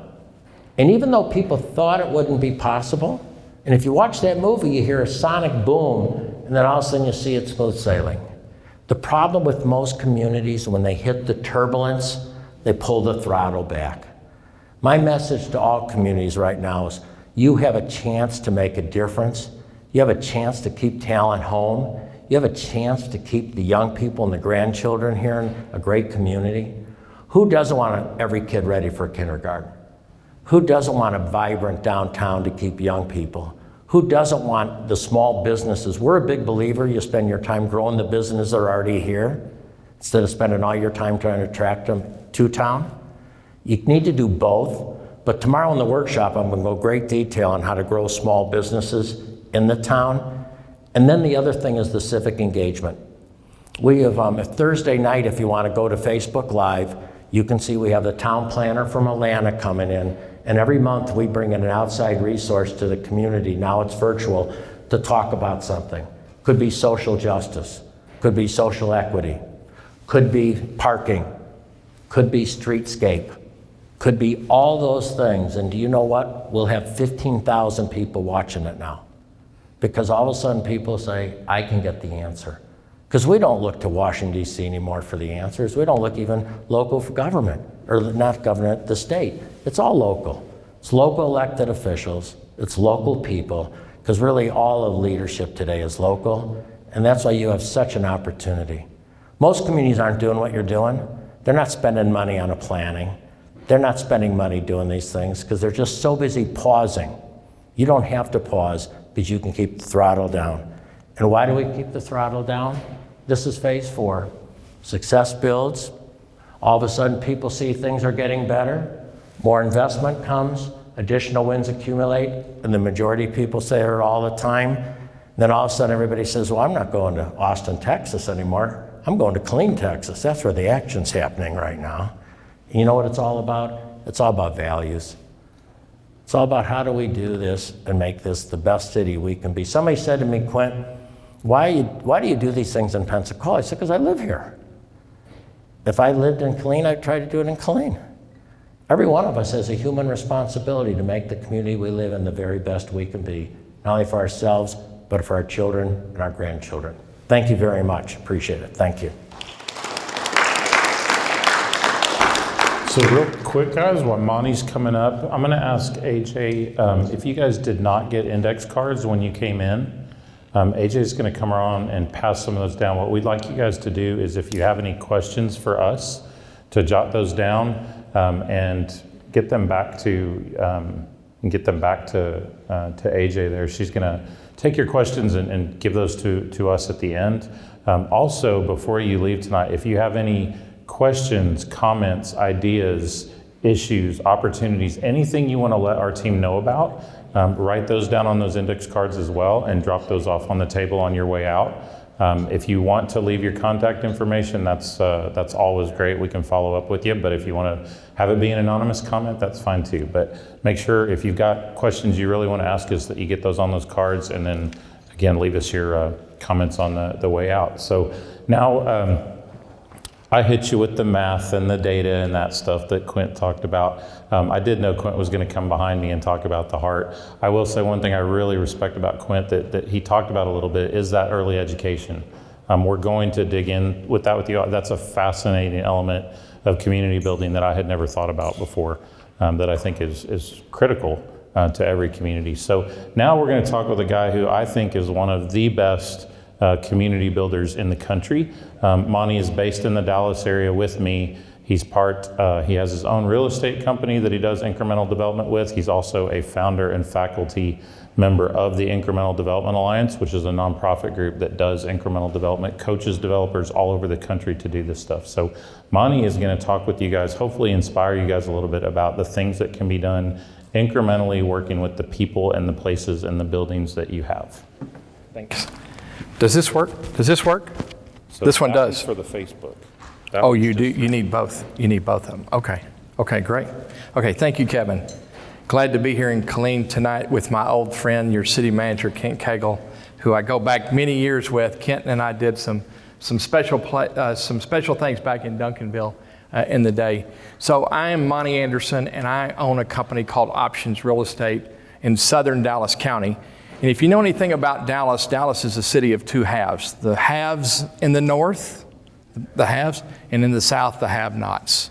And that's where I'm at, in the have-not side of Dallas. Now that's changing these days, and it's changing rapidly. And so it's getting better in some cases, and some it's not. We still have the highest child poverty in the country in southern Dallas in the country right now. So I started off in the business of leasing. I was one of these guys that leased all the strip centers and leased your warehouses and sold them like that. I was this real estate agent just running around doing deals like crazy. In fact, I would do about 150 deals a year as a realtor. And then over time in southern Dallas, I kept trying to get developers, big developers, to come down to the south and do development in the community I lived in, and they wouldn't come. And so over the years, I became an incremental developer, a small developer. I didn't know what that meant at the time. I was just a guy in pure desperation, trying to get anything to come to my town, because nothing come. We had, like Quint said a minute ago, we had nothing to eat, or somebody said we had nothing to eat in town, or I think, no, the city manager, Kent said that, where somebody said that a minute ago. But anyway, had no restaurant. This guy said it, yeah. We had no restaurants. We had nothing, no coffee shops, things like that. We didn't have any of those things. So that's how I got into this business, out of pure desperation. So what does that mean? What does that mean? And here's what it means. It's likely that nobody's going to come to your town and fix it. Okay, I talk to businesses every day and small developers, and they're always looking for that one thing, and you're probably looking for that one thing. What's that one thing that we could put in town today that's going to make us great? And I was in the hotel business for a while. I had a boutique hotel in Dallas called the Belmont Hotel. And we kept looking for those things. And finally we figured out one day it was 1,000 things that were going to make it successful, not one. And so we just had to get to work doing one thing at a time. So now quite often developers that come here from somewhere else, we like lay the carpet out, we lay the red carpet out, and we take them around, and they give $1,000 to your school, and they give a little bit here, but do you think they really care about you? Usually a developer that's coming to town from somewhere else is coming here and they're going to build a big apartment complex. They're going to lease it up, and you know who they're going to sell it to? The Ohio State Teachers Pension Fund. So you got one promoter, broker dude here selling to another promoter, broker dude.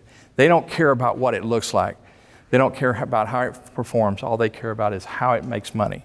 And so if you stick with locals, quite often you don't have to subsidize them. You don't have to give away big tax abatement and great big grants. In fact, as a developer these days, I actually don't believe in giving developers big money. I don't believe in that. I believe we should fix the streets and the sidewalks and the parks and the schools, and then the developers won't have to have that. So these are some of the unintended consequences. You've seen some of this stuff around Killeen? I mean, we've got dead shopping centers all over southern Dallas. In fact, I see them all over the country, wherever I go today. Tucson, South Bend, Indiana, Atlanta, York, Pennsylvania, Buffalo. There's just dead buildings everywhere. These are some of the unintended consequences of some of those developers that actually got tax abatements and grants from cities. So there's another way, and it's called incremental development. And it can be done by one of you. Is there anybody out here that builds? Is there anybody out here that owns real estate that wants to build something? Is there anybody out here that's like committed to their city that wants to try to do something? Here's a guy back here. Here's another guy right here. One of the things that I like to do when we first start here is I don't want to wait a year to get something going. See, I want to talk to you guys back here because I want to get something going tomorrow before I leave tomorrow. You think we could do that? You think we could figure out a way to do that? See, I made a commitment to my territory, the southern Dallas County, about 30-something years ago. And I've committed to that area. I've been committed to that area my whole life. And so once I made that commitment to making my town a better place, my net worth, my income, and everything went up. I got lucky. See, once you commit to a place, once you commit to a purpose, you get the laws of the universe helping you.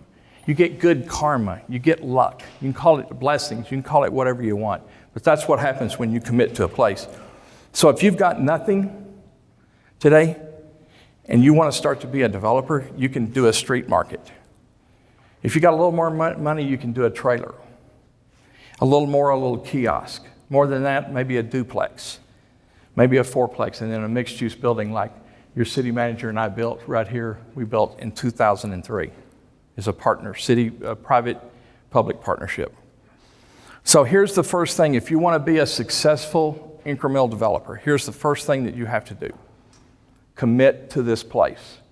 And just like this farmer, he really can't make the corn grow.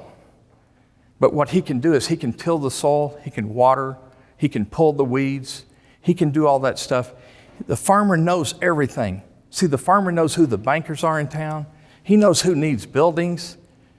He knows who can fix plumbing. He knows who might rent the space or who might buy this building from you. He knows all those things. See, the farmer knows everything about his farm. But the farmer doesn't just pick up and go down the road during harvest season and start working on another farm. He works on his farm forever. And that's what we would like you to do, is to become community developer farmers. So this is the value proposition for cities. So if your city will do this, if you'll build a supportive small developer ecosystem, Okay, that means you've got lenders and investors, local investors. Quint, you talked about local people investing. You've got the richest people of all time in history, baby boomers that live in your city right now, that could invest and leave a legacy. See, we don't have to go to the Economic Development Corporation and get all the money. See, there's people right in your town right now that are willing to invest back into doing development in your town and be a part of that. So if you have codes and processes, which we're working on here, if you have the right codes and processes at City Hall, where you can go through City Hall easy, and if you have the infrastructure for infill, like in your downtown, I like your downtown, believe it or not, even though there's not very many buildings. I like that old hotel down there. One of the things I spotted was that old hotel. It's not used as a hotel right now. It's used as kind of a low-end rental, I think. But I think that could be the coolest boutique hotel, you know, maybe as cool as anything you see on South Congress in Austin. And so if you do those things, here's what you earn. You earn a robust, anti-fragile tax base, just like Kevin's talked about. You end up with increased taxes per acre. You end up with locally owned business, local wealth building, local businesses. People here get the benefit of it, not just the guys from out of town. Not gentrification. See, what I call it is gentification. Gentification is when the locals get the wealth. And you get stable, adaptable cities, districts. Not like your mall, right? Your mall is not stable. It's deteriorating, right? It's deteriorated over the years. So this is the big difference right here. The slide on the left is a franchise, is a Dunkin' Donuts franchise. It costs about $500,000 to do a Dunkin' Donuts franchise. And what do you get? You get the wealth is probably some other city, the owner's somewhere else. So the wealth is exported. And you get a store manager, you get a job. On the right, which is a building with an apartment in the back that also costs about $500,000. You get a lifetime, you get wealth retained over a lifetime, you get a building and a business owner that's actually one of your neighbors. So things like this can start with as little as this. I mean, the thing about this kind of work here is this is a building in downtown Duncanville that cost about $40,000. Okay, and in this neighborhood right here, what people would do is they would just paint the house and put a couple of window units in it. You've seen them do that, right? You've seen rental properties around town where they just barely do enough to get you in. Well, see, what we do is we take one and completely rebuild it. And this property here right now in Duncanville, Texas is worth about $200 a square foot. It's one of the highest priced houses in town. 2-bedroom, 1-bath house. It's as simple as this. Do you know that this house has caused the whole neighborhood to begin to change? One house. So one house, one little developer, you know, one person, one little lady like this lady here. This lady was a housekeeper in my hotel. She now was running her own business. And now her family and her friends, now they own their own business. And they own the house. And they own another house. And they're going to own some more. So things can evolve over time. This is a project in the Bishop Arts of Oak Cliff. And eventually it was an old firehouse. And we purchased it and remodeled it and restored it. But it wasn't ready to be a restaurant yet. But it was ready to be a design center. So it became a graphic design and architects for a few years. And then after a few years, it became Gloria's Restaurant. So see, some things don't have to go from being just old and worn out to the thing it's going to be in the end. See, it can be things in between. This is the infamous Texas Theater. It's one of my projects. Started working on this in 1999. It took us till 2009 to get it open and restored. Today, it's one of the only single-screen movie theaters in the country that's privately owned and it makes a profit. How did that happen? It's an entrepreneur who owns it. See, as a nonprofit, we raised all the money, we got it fixed up, and then we sold it for a little bit, just a little bit to put it back in the private sector's hands. So it's collecting taxes, and it's also a couple young filmmakers own it and operate it today. So this is a little building on Main Street in Duncanville. This is one of the, I never tear down buildings. I'm an environmentalist and a developer. I'm an urbanist. I'm a community activist. I'm an incrementalist. I'm all of these things. And so we don't tear buildings down. We restore everything. If we tear it down, we got to figure out where we're going to put it. I'm going to put it in your grandkids' city or yours. We tear it down. Whose city? Where are we going to put it? Where we want to put that. So this one here was bad, and we did have to tear it down. But we didn't have to oversize it or McMansion it or supersize it. So what we did was we built a little 2,700 square foot building. It's only 30 feet wide by 90 feet deep. And see, it's got 2 retail spaces in the front that are 900 square feet, and then 2 apartments in the back. And it's sold, I built it as a developer, and I sold it to an entrepreneur, and I'll show you how we did that in a minute, and how we financed it, to an entrepreneur who didn't have any money. I sold it to a barber, a 30-year-old barber, who wanted to own his own building, but he didn't have any money, so he needed some equity. He needed down payment. Equity is down payment. It's the same, and he needed a loan. And so we helped him do that. By helping him do that, he didn't need free money from the city.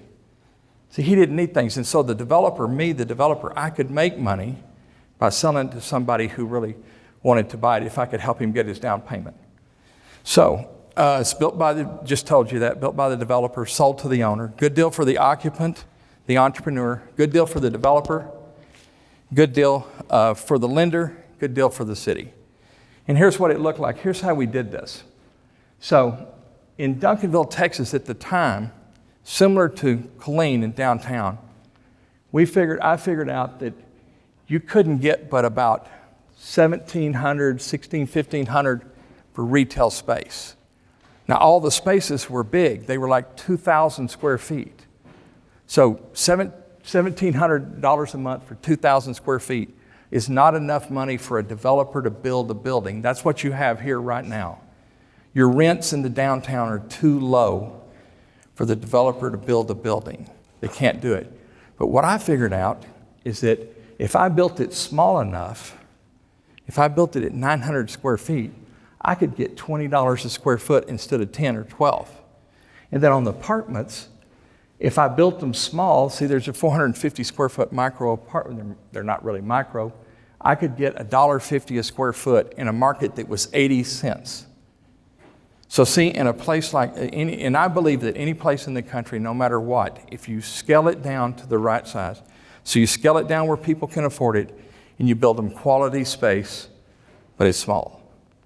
We don't need the space we have anyway. If you were in New York City or Chicago or San Francisco, this would be big spaces. So we don't need them anyway. So what do you do with an old shopping center like this one? You've seen these. Had a grocery store at one time, then it had a hardware store in it at one time, and then it was dead, and I bought this shopping center, and I didn't really want to keep it. It's in DeSoto, Texas. It's kind of a suburban area. It didn't have real good urban form or anything like that, like your downtown has the potential to have. And so I was just going to put a 99-cent store in it and just flip it. You know, those house flippers, you know, I'm a shopping center flipper. And I was going to build it, make some money, and just flip it. Well, the mayor of DeSoto came to me and said, Monty, please do something different. Do something different with this. I said, well, what do you want to do? She goes, you're the king. You tell us what you want to do, and we'll let you do anything. I said, well, will you let me serve alcohol in it? Yes. Will you do away with my parking requirements? Yes. Will you let me park on the dirt for overflow parking? Yes. Will you let me bust up some of the concrete in front and put some food trailers in it? Yes. Yes. Yeah, everything I wanted, they said yes, and they gave that to me. And so here's what we did. We decided to bust up the parking lot because the parking lot didn't look good. And so we put food trailers and twinkly lights. If you ever have an old building and you just want to make a building look good, just put some twinkly lights out front. It does wonders. And so we put these food trailers out there. One of our food trailers that's there now, and it's called Shells and Tails. He was a guy from New Orleans who came to DeSoto during Katrina. And he does $25,000 a week in crab legs out of that trailer at 50% profit. out of a trailer. He pays $400 a month to me for rent. He's got it on track. $25,000 a week, not a month. I didn't say, I said a week. So we took the big box, this grocery store box, and this is the front of the building. So we created these 400 square foot restaurants. And then we took these, and this looks like a mall. It's a little bit like a mall. These are little retail spaces. These rent for as little as $350 a month. And then there's an eyelash school, a health club, a yoga center, and some offices. So we divided it up into about 50 different tenants. And here's what those restaurants look like. And this was amazing because during COVID and after COVID, this thing performed really well. So we were preparing for COVID before it ever hit, because we knew that the big retail and big office buildings and things like that are not going to last. And COVID, what it did was exposed our weaknesses in the real estate business. It really exposed it really fast. And so see these little kitchens? See, we built these little kitchens where the little entrepreneur didn't have to build it. And we shared the grease trap, and we shared the ice machine, and we shared some of the things. But entrepreneurs don't like to share their kitchens very well. Chefs they don't share their kitchens. So everybody had a separate kitchen. So you can see what these kitchens look like. And for $1,500 a month, all bills included, and internet, you could open up a restaurant. And it costs you about $20,000 to buy equipment, or $15,000 or $20,000. So $15,000 or $20,000. Somebody that never had a chance to open up a restaurant ever has got a chance to open up a restaurant. And these today are 100% full. They stay full, and we've got several legendary small entrepreneurs, businesses that are happening as we speak. There's my youngest entrepreneur. He's an 11-year-old kid in the snow cone business. He had a snow cone trailer out there. So him and his sister came. They came to us the first day, opened up their little snow cone place, and you can see them working there. There's the crab leg place right there. So, and inside these, some of the things that you can't do is in repurposing these old buildings, especially where you're at now. You can't go in and spend hundreds of dollars per square foot to finish them out and make them work. So what we did with this one, as you can see, these are cages. These are artwork, but these are sliding metal gates. And see, the ceiling's all open. So see, we didn't touch the ceiling. And we have concrete floors, very wide aisles. It was very inexpensive to finish this out. See, we didn't have to go in and redo all the air conditioning and all the sprinkler system. We built stuff underneath it where but you still have your own lockable space. So we have entrepreneurs in here. See, and here's what the DeSoto City Council was really funny, because the DeSoto City Council said, we don't have any entrepreneurs in DeSoto. We don't. And I said, are you serious? Are you kidding me? You really believe? And we had a pitch day, kind of like a Shark Tank. We had 70 entries that day. We did 20 leases in the first day of people that wanted to start businesses in this place. Today, there's about 50 businesses there. I think it's our fourth year. We're going our fourth year now. In fact, I met with the DeSoto Economic Development Board this morning, who's my partner. They ended up becoming my partner in this. They actually will make money off of this. They partnered with me, and the city will actually make money back on this little project. This is what the offices look like. You can start and have an office for $250 a month. You've got places all over here in Killeen that you could do this kind of stuff. There's our grand opening. We call it Grow DeSoto. And so today it's been more than we could imagine. In fact, we have people from all over the country that are coming here now and looking at this project, trying to duplicate it. Because of the one fact here is it doesn't take a lot of subsidy from the city to operate it. It took a little bit of partnership to get it going, but then the city got money back. See, it's not about the one project. We never talk about just the one project. We're always talking about the whole neighborhood. So if a developer comes in and takes all the money, takes tax abatement, and takes grants and things like that, then there's no money left for everybody else quite often. So this is another project. This is an old manufacturing plant. And so this was where they invented wax paper in Oak Cliff, Texas, in southern Dallas. And see all those little boxes up there? This was a 100,000 square foot manufacturing plant. So this is cut up into little bitty spaces that you can rent space in here for as little as $150 and up per month. And so today it's full of like 70 different businesses. Started out looking like this.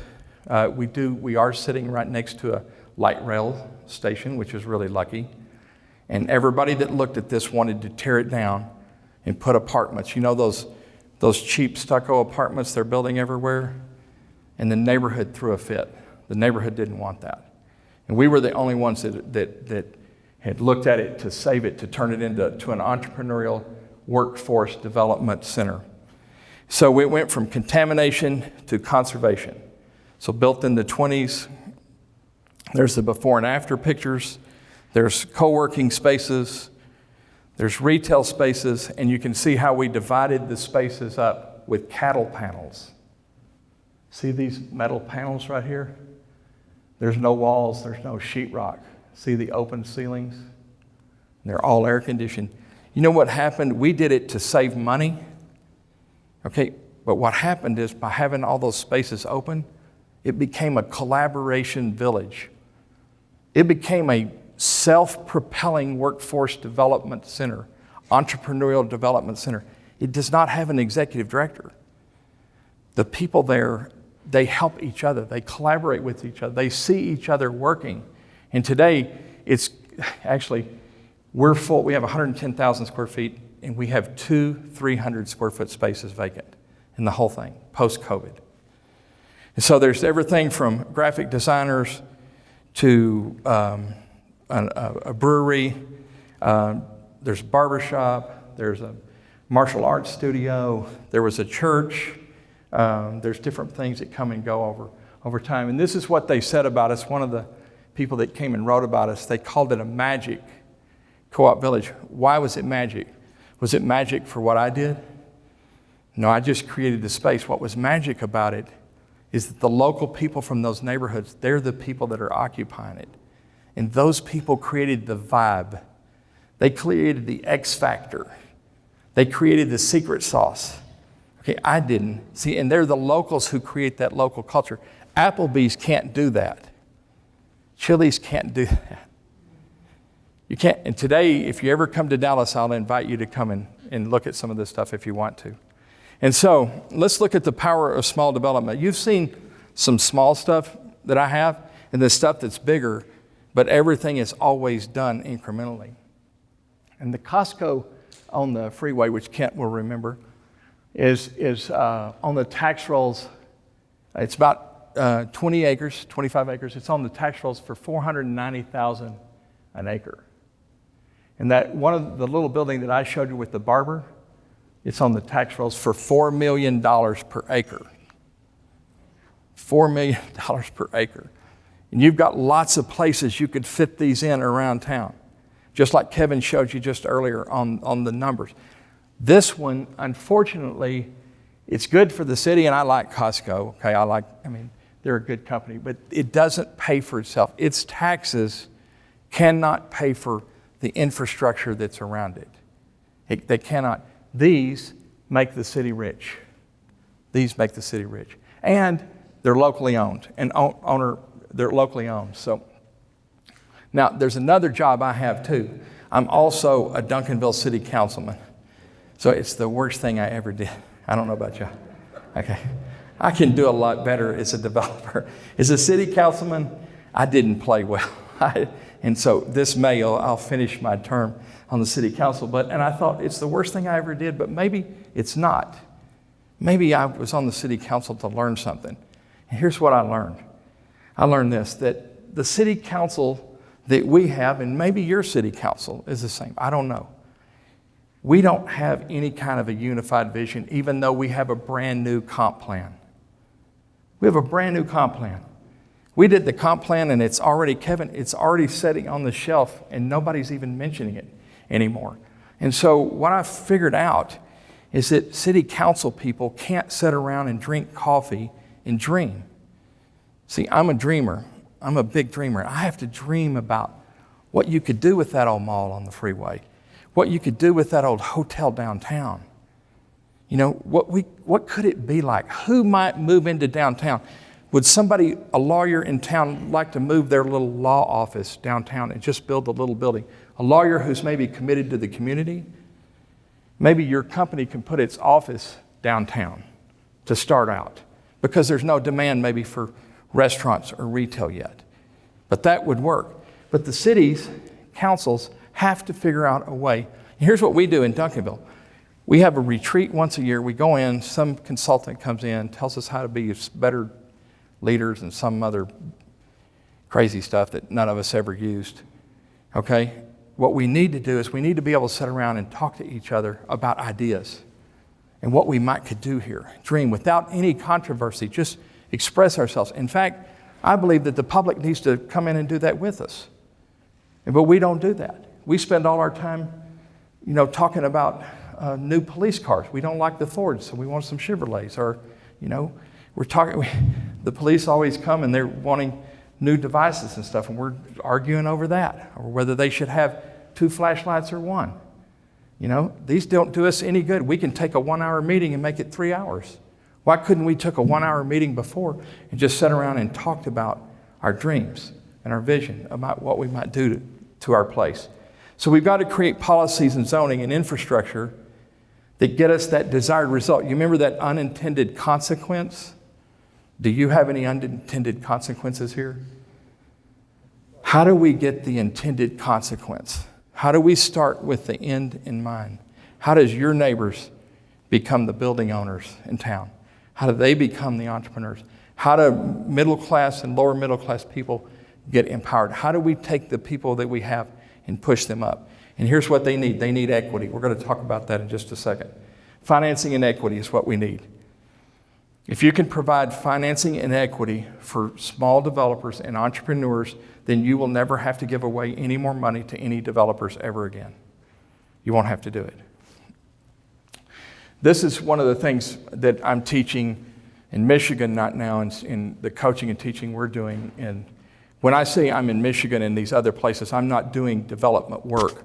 I only do real estate development in southern Dallas County.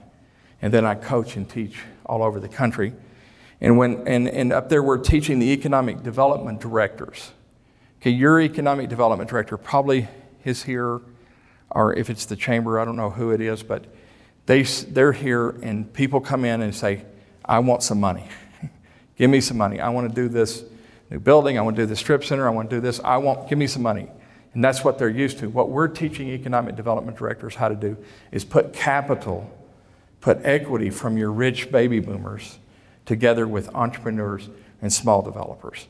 We're teaching your economic development directors how to be deal makers, which is what they should be anyway. How to be master developers, how to be master connectors, how to know every bank, how to know every investor in town, how to know which tenants are moving, how to do that. And I know they do that a little bit, but they don't do that very much. So here's how the little entrepreneur gets money. And this is how the investor gets protected. So here's the borrower, the entrepreneur, the small developer, one of you guys that want to, here's you up here, and you're going to need $1 million for a little mixed-use building you want to do in our downtown with 2 retail spaces and 4 apartments with it, and you need $1 million. And you go to your bank, and the bank here says, well, we can only give you $650,000 because, nobody's moving down there, yet. The rents are low, the appraisals are not good. You can't really make this, but we think you're a good guy and you got credit, so we'll give you $650,000. But you're short, $290,000 or so, because the borrower here has a little bit of money, down payment. And most people that are doing this kind of work or entrepreneurs will come up with a little bit, 10% down, 5% down, something. In this case, we're showing $60,000. Okay, so you're short $290,000. So this is the local investors, baby boomers. It even be the developer. It's the developer. Quite often, I have loaned this money to entrepreneurs. I wanted to get into my spaces, into my developments, especially if they were game changers, if they had a good hamburger or they sold the best hot dog or they did the best haircut. I would be that person. But this is where The investor takes the money and puts it in the bank through a tri-party agreement, and then the bank loans it all out to the borrower. And let's say the borrower fails, because that's going to happen from time to time with these. That's what happens with these small entrepreneurs. They fail. The bank takes the property back.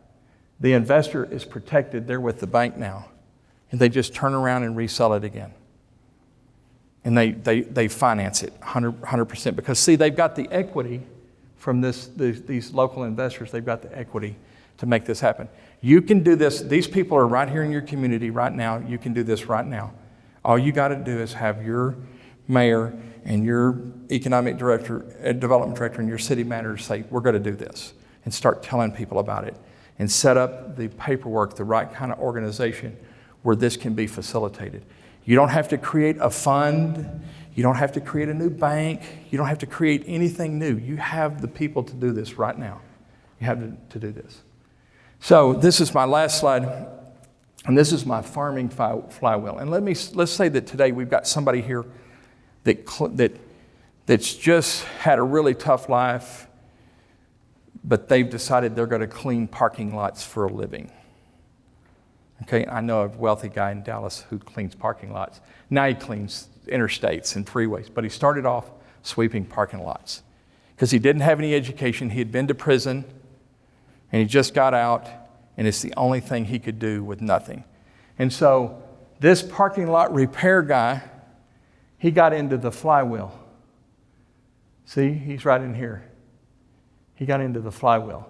What is the flywheel? The flywheel is you, your community. And these are people that are working in your community right now. There's people that are architects, and they're construction people, they're marketing people, they're attorneys and lenders and CPAs and investors and community activists and city council people and mayors and people like that. They're in here. So the incremental developer is here in the middle.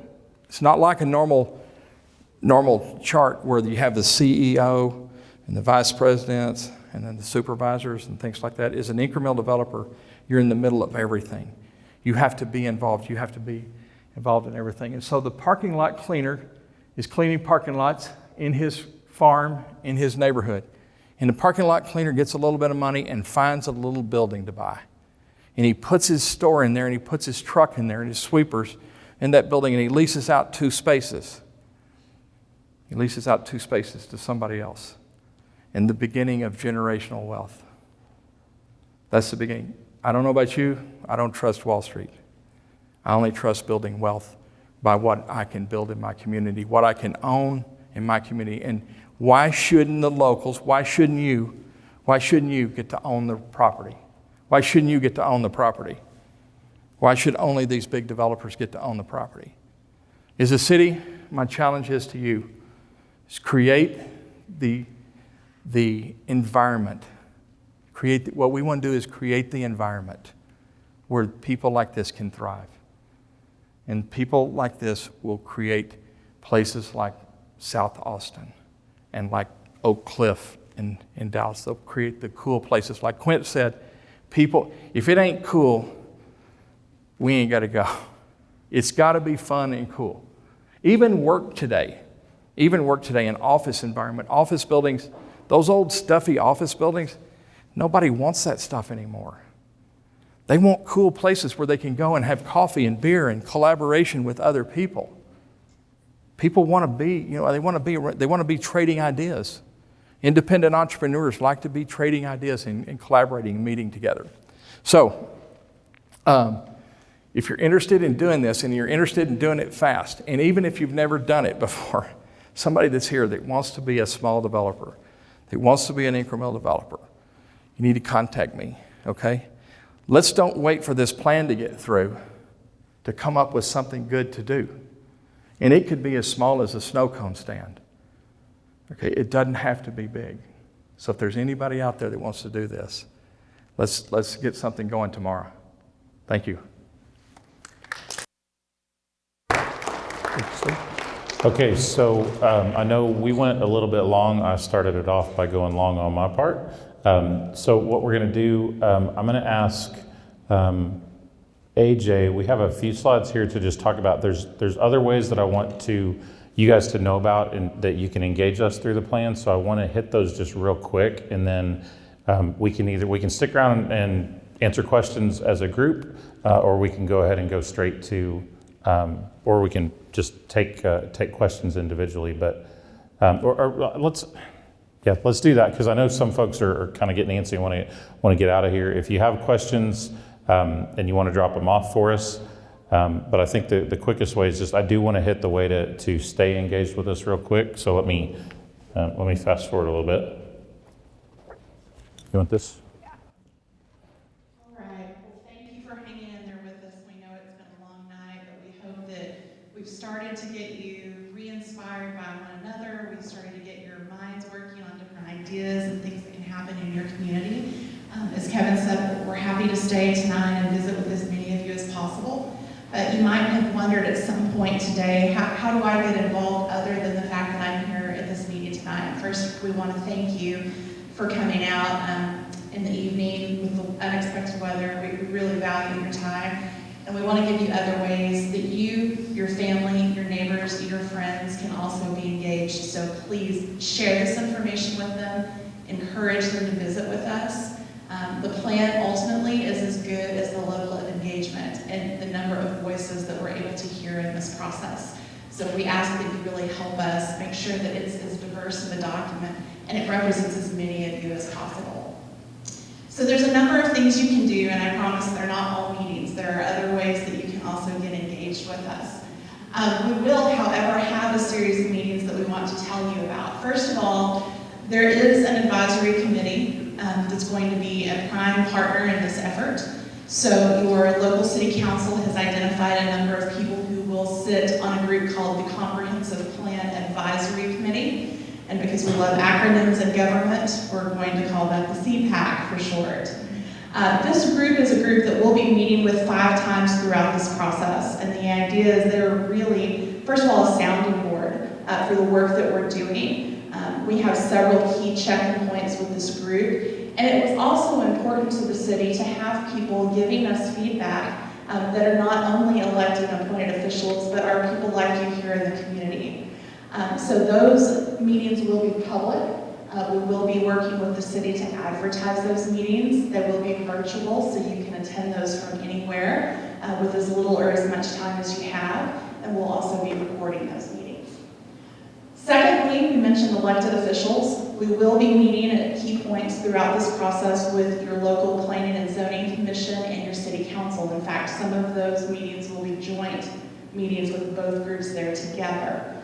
Those are, of course, public meetings as well that will be posted, and you will have the opportunity to participate in those and provide comments. We are doing a number of citizen surveys through the project website, which I'll talk about here in a moment. The project website is intended as a place that you can go and find out what's happening at any given point in time throughout this process.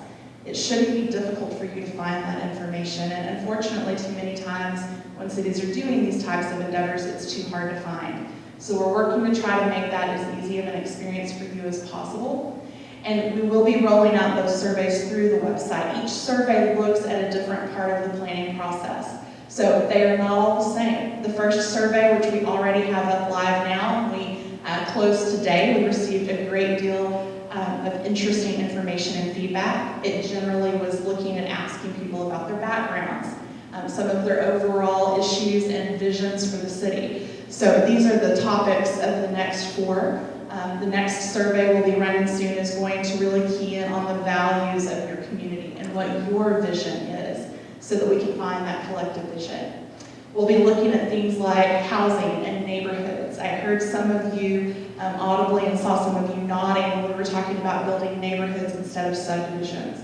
That sort of idea will be very much the focus of that survey, finding out what you want in those things. Secondly, we'll then move on to talk about economic development. We've talked about that a lot tonight and what it means in different settings. So you'll have the opportunity to give us feedback on that. And then lastly, the downtown area. We will be doing a community workshop. That will be around the midpoint of this particular project. And we'll be talking about scenarios for different ways of organizing the land use of the community moving forward. Again, that We hope that you'll consider being involved in that. Kevin talked about the charrette at the beginning, and so you've already heard a little bit about that. And then lastly, we've had a lot of people say, well, what happens next? How does this become a finalized official document? And that happens through your elected officials. And so we will be looking February, March to present this particular document to your city council for comment, discussion, and approval, hopefully. The website URL is here, KilleenTexas.gov/comp plan. That's where you can keep up with all of the information. To try to make that a little bit easier, we've also given you a way that you can opt in for updates, so you're not having to manually check the website. We'll be pushing information out to your email with all of the updates and things that we're working on. The website will also have a variety of other tools we're using to solicit feedback, so it's not all survey-based. One of those things will be a mapping exercise where you can actually drop pins on a map and show us where there are specific neighborhoods, intersections, buildings, things of that nature that you have feedback on. You can submit photos of things. You can talk about maybe what should be there, or as Lonnie's talked about, what do you imagine some of these buildings could become? And then there will also, later on in the process, be a budgeting tool that we will use to get you to give us specific feedback about how should dollars be allocated, what should those priorities be in the budgeting process.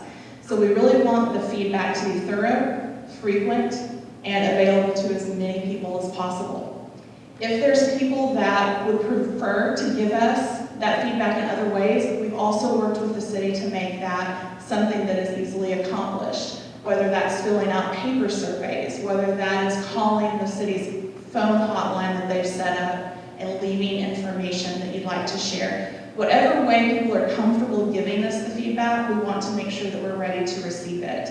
If you have ideas about other ways that you think would help accomplish that, we are all ears. We're not here to tell you how to do everything. We're just the facilitators. So your knowledge is really helpful to us in the process. I'd also ask before you leave tonight, even if you don't have a question with your index cards, if you would like us to reach out and contact you and maybe spend a few minutes visiting with you and your thoughts on the city, we're happy to do that. Just leave us your email address, your phone number, however you prefer that we communicate with you, and we will be sure to follow up with you after our meeting tonight. All right, so I think that's all of the housekeeping, so to speak. I do lastly want to mention this, and this is the thought I want to leave you with for a reason, our CULTIVATE community program. So often, some of you mentioned you've been through a planning process like this before, and it usually involves 2 or 3 meetings where we come in as consultants and we tell you what you need to do. And so we wanted to make sure that as we put together the scope of this project that we did things a little differently. And it occurred to us that really what's important in this process is not only having that unified vision on the back end, but it's empowering people within the community to know what their role can be moving forward, knowing who to talk to, knowing what next steps to take, understanding the formulation of the plan, that it's not simply a document, but that it really is an effort that was based on the involvement of everyone in the community, or as many people as possible, especially those 2 groups that Quint alluded to earlier. Those are the people we really need to engage now. And so our solution to that was coming up with an educational program that will be part of the planning process. So as we are behind the scenes, putting the plan together piece by piece and talking about different elements, we want you to have that journey with us and to be having that kind of mindset with each individual piece of the plan, so that when we get to the end of this, not only do we have a document for approval, but hopefully we have a core group of Killeen residents that feel that they have understood the process, they've been engaged in it, and they've been educated about how it can be used. And those people are often the strongest leadership group moving forward out of a planning effort like this. So we want to help you grow that. And so we have a series of 9 modules that we'll be covering. The first one is talking about places that thrive. It's going to build on a lot of the things that you've heard tonight.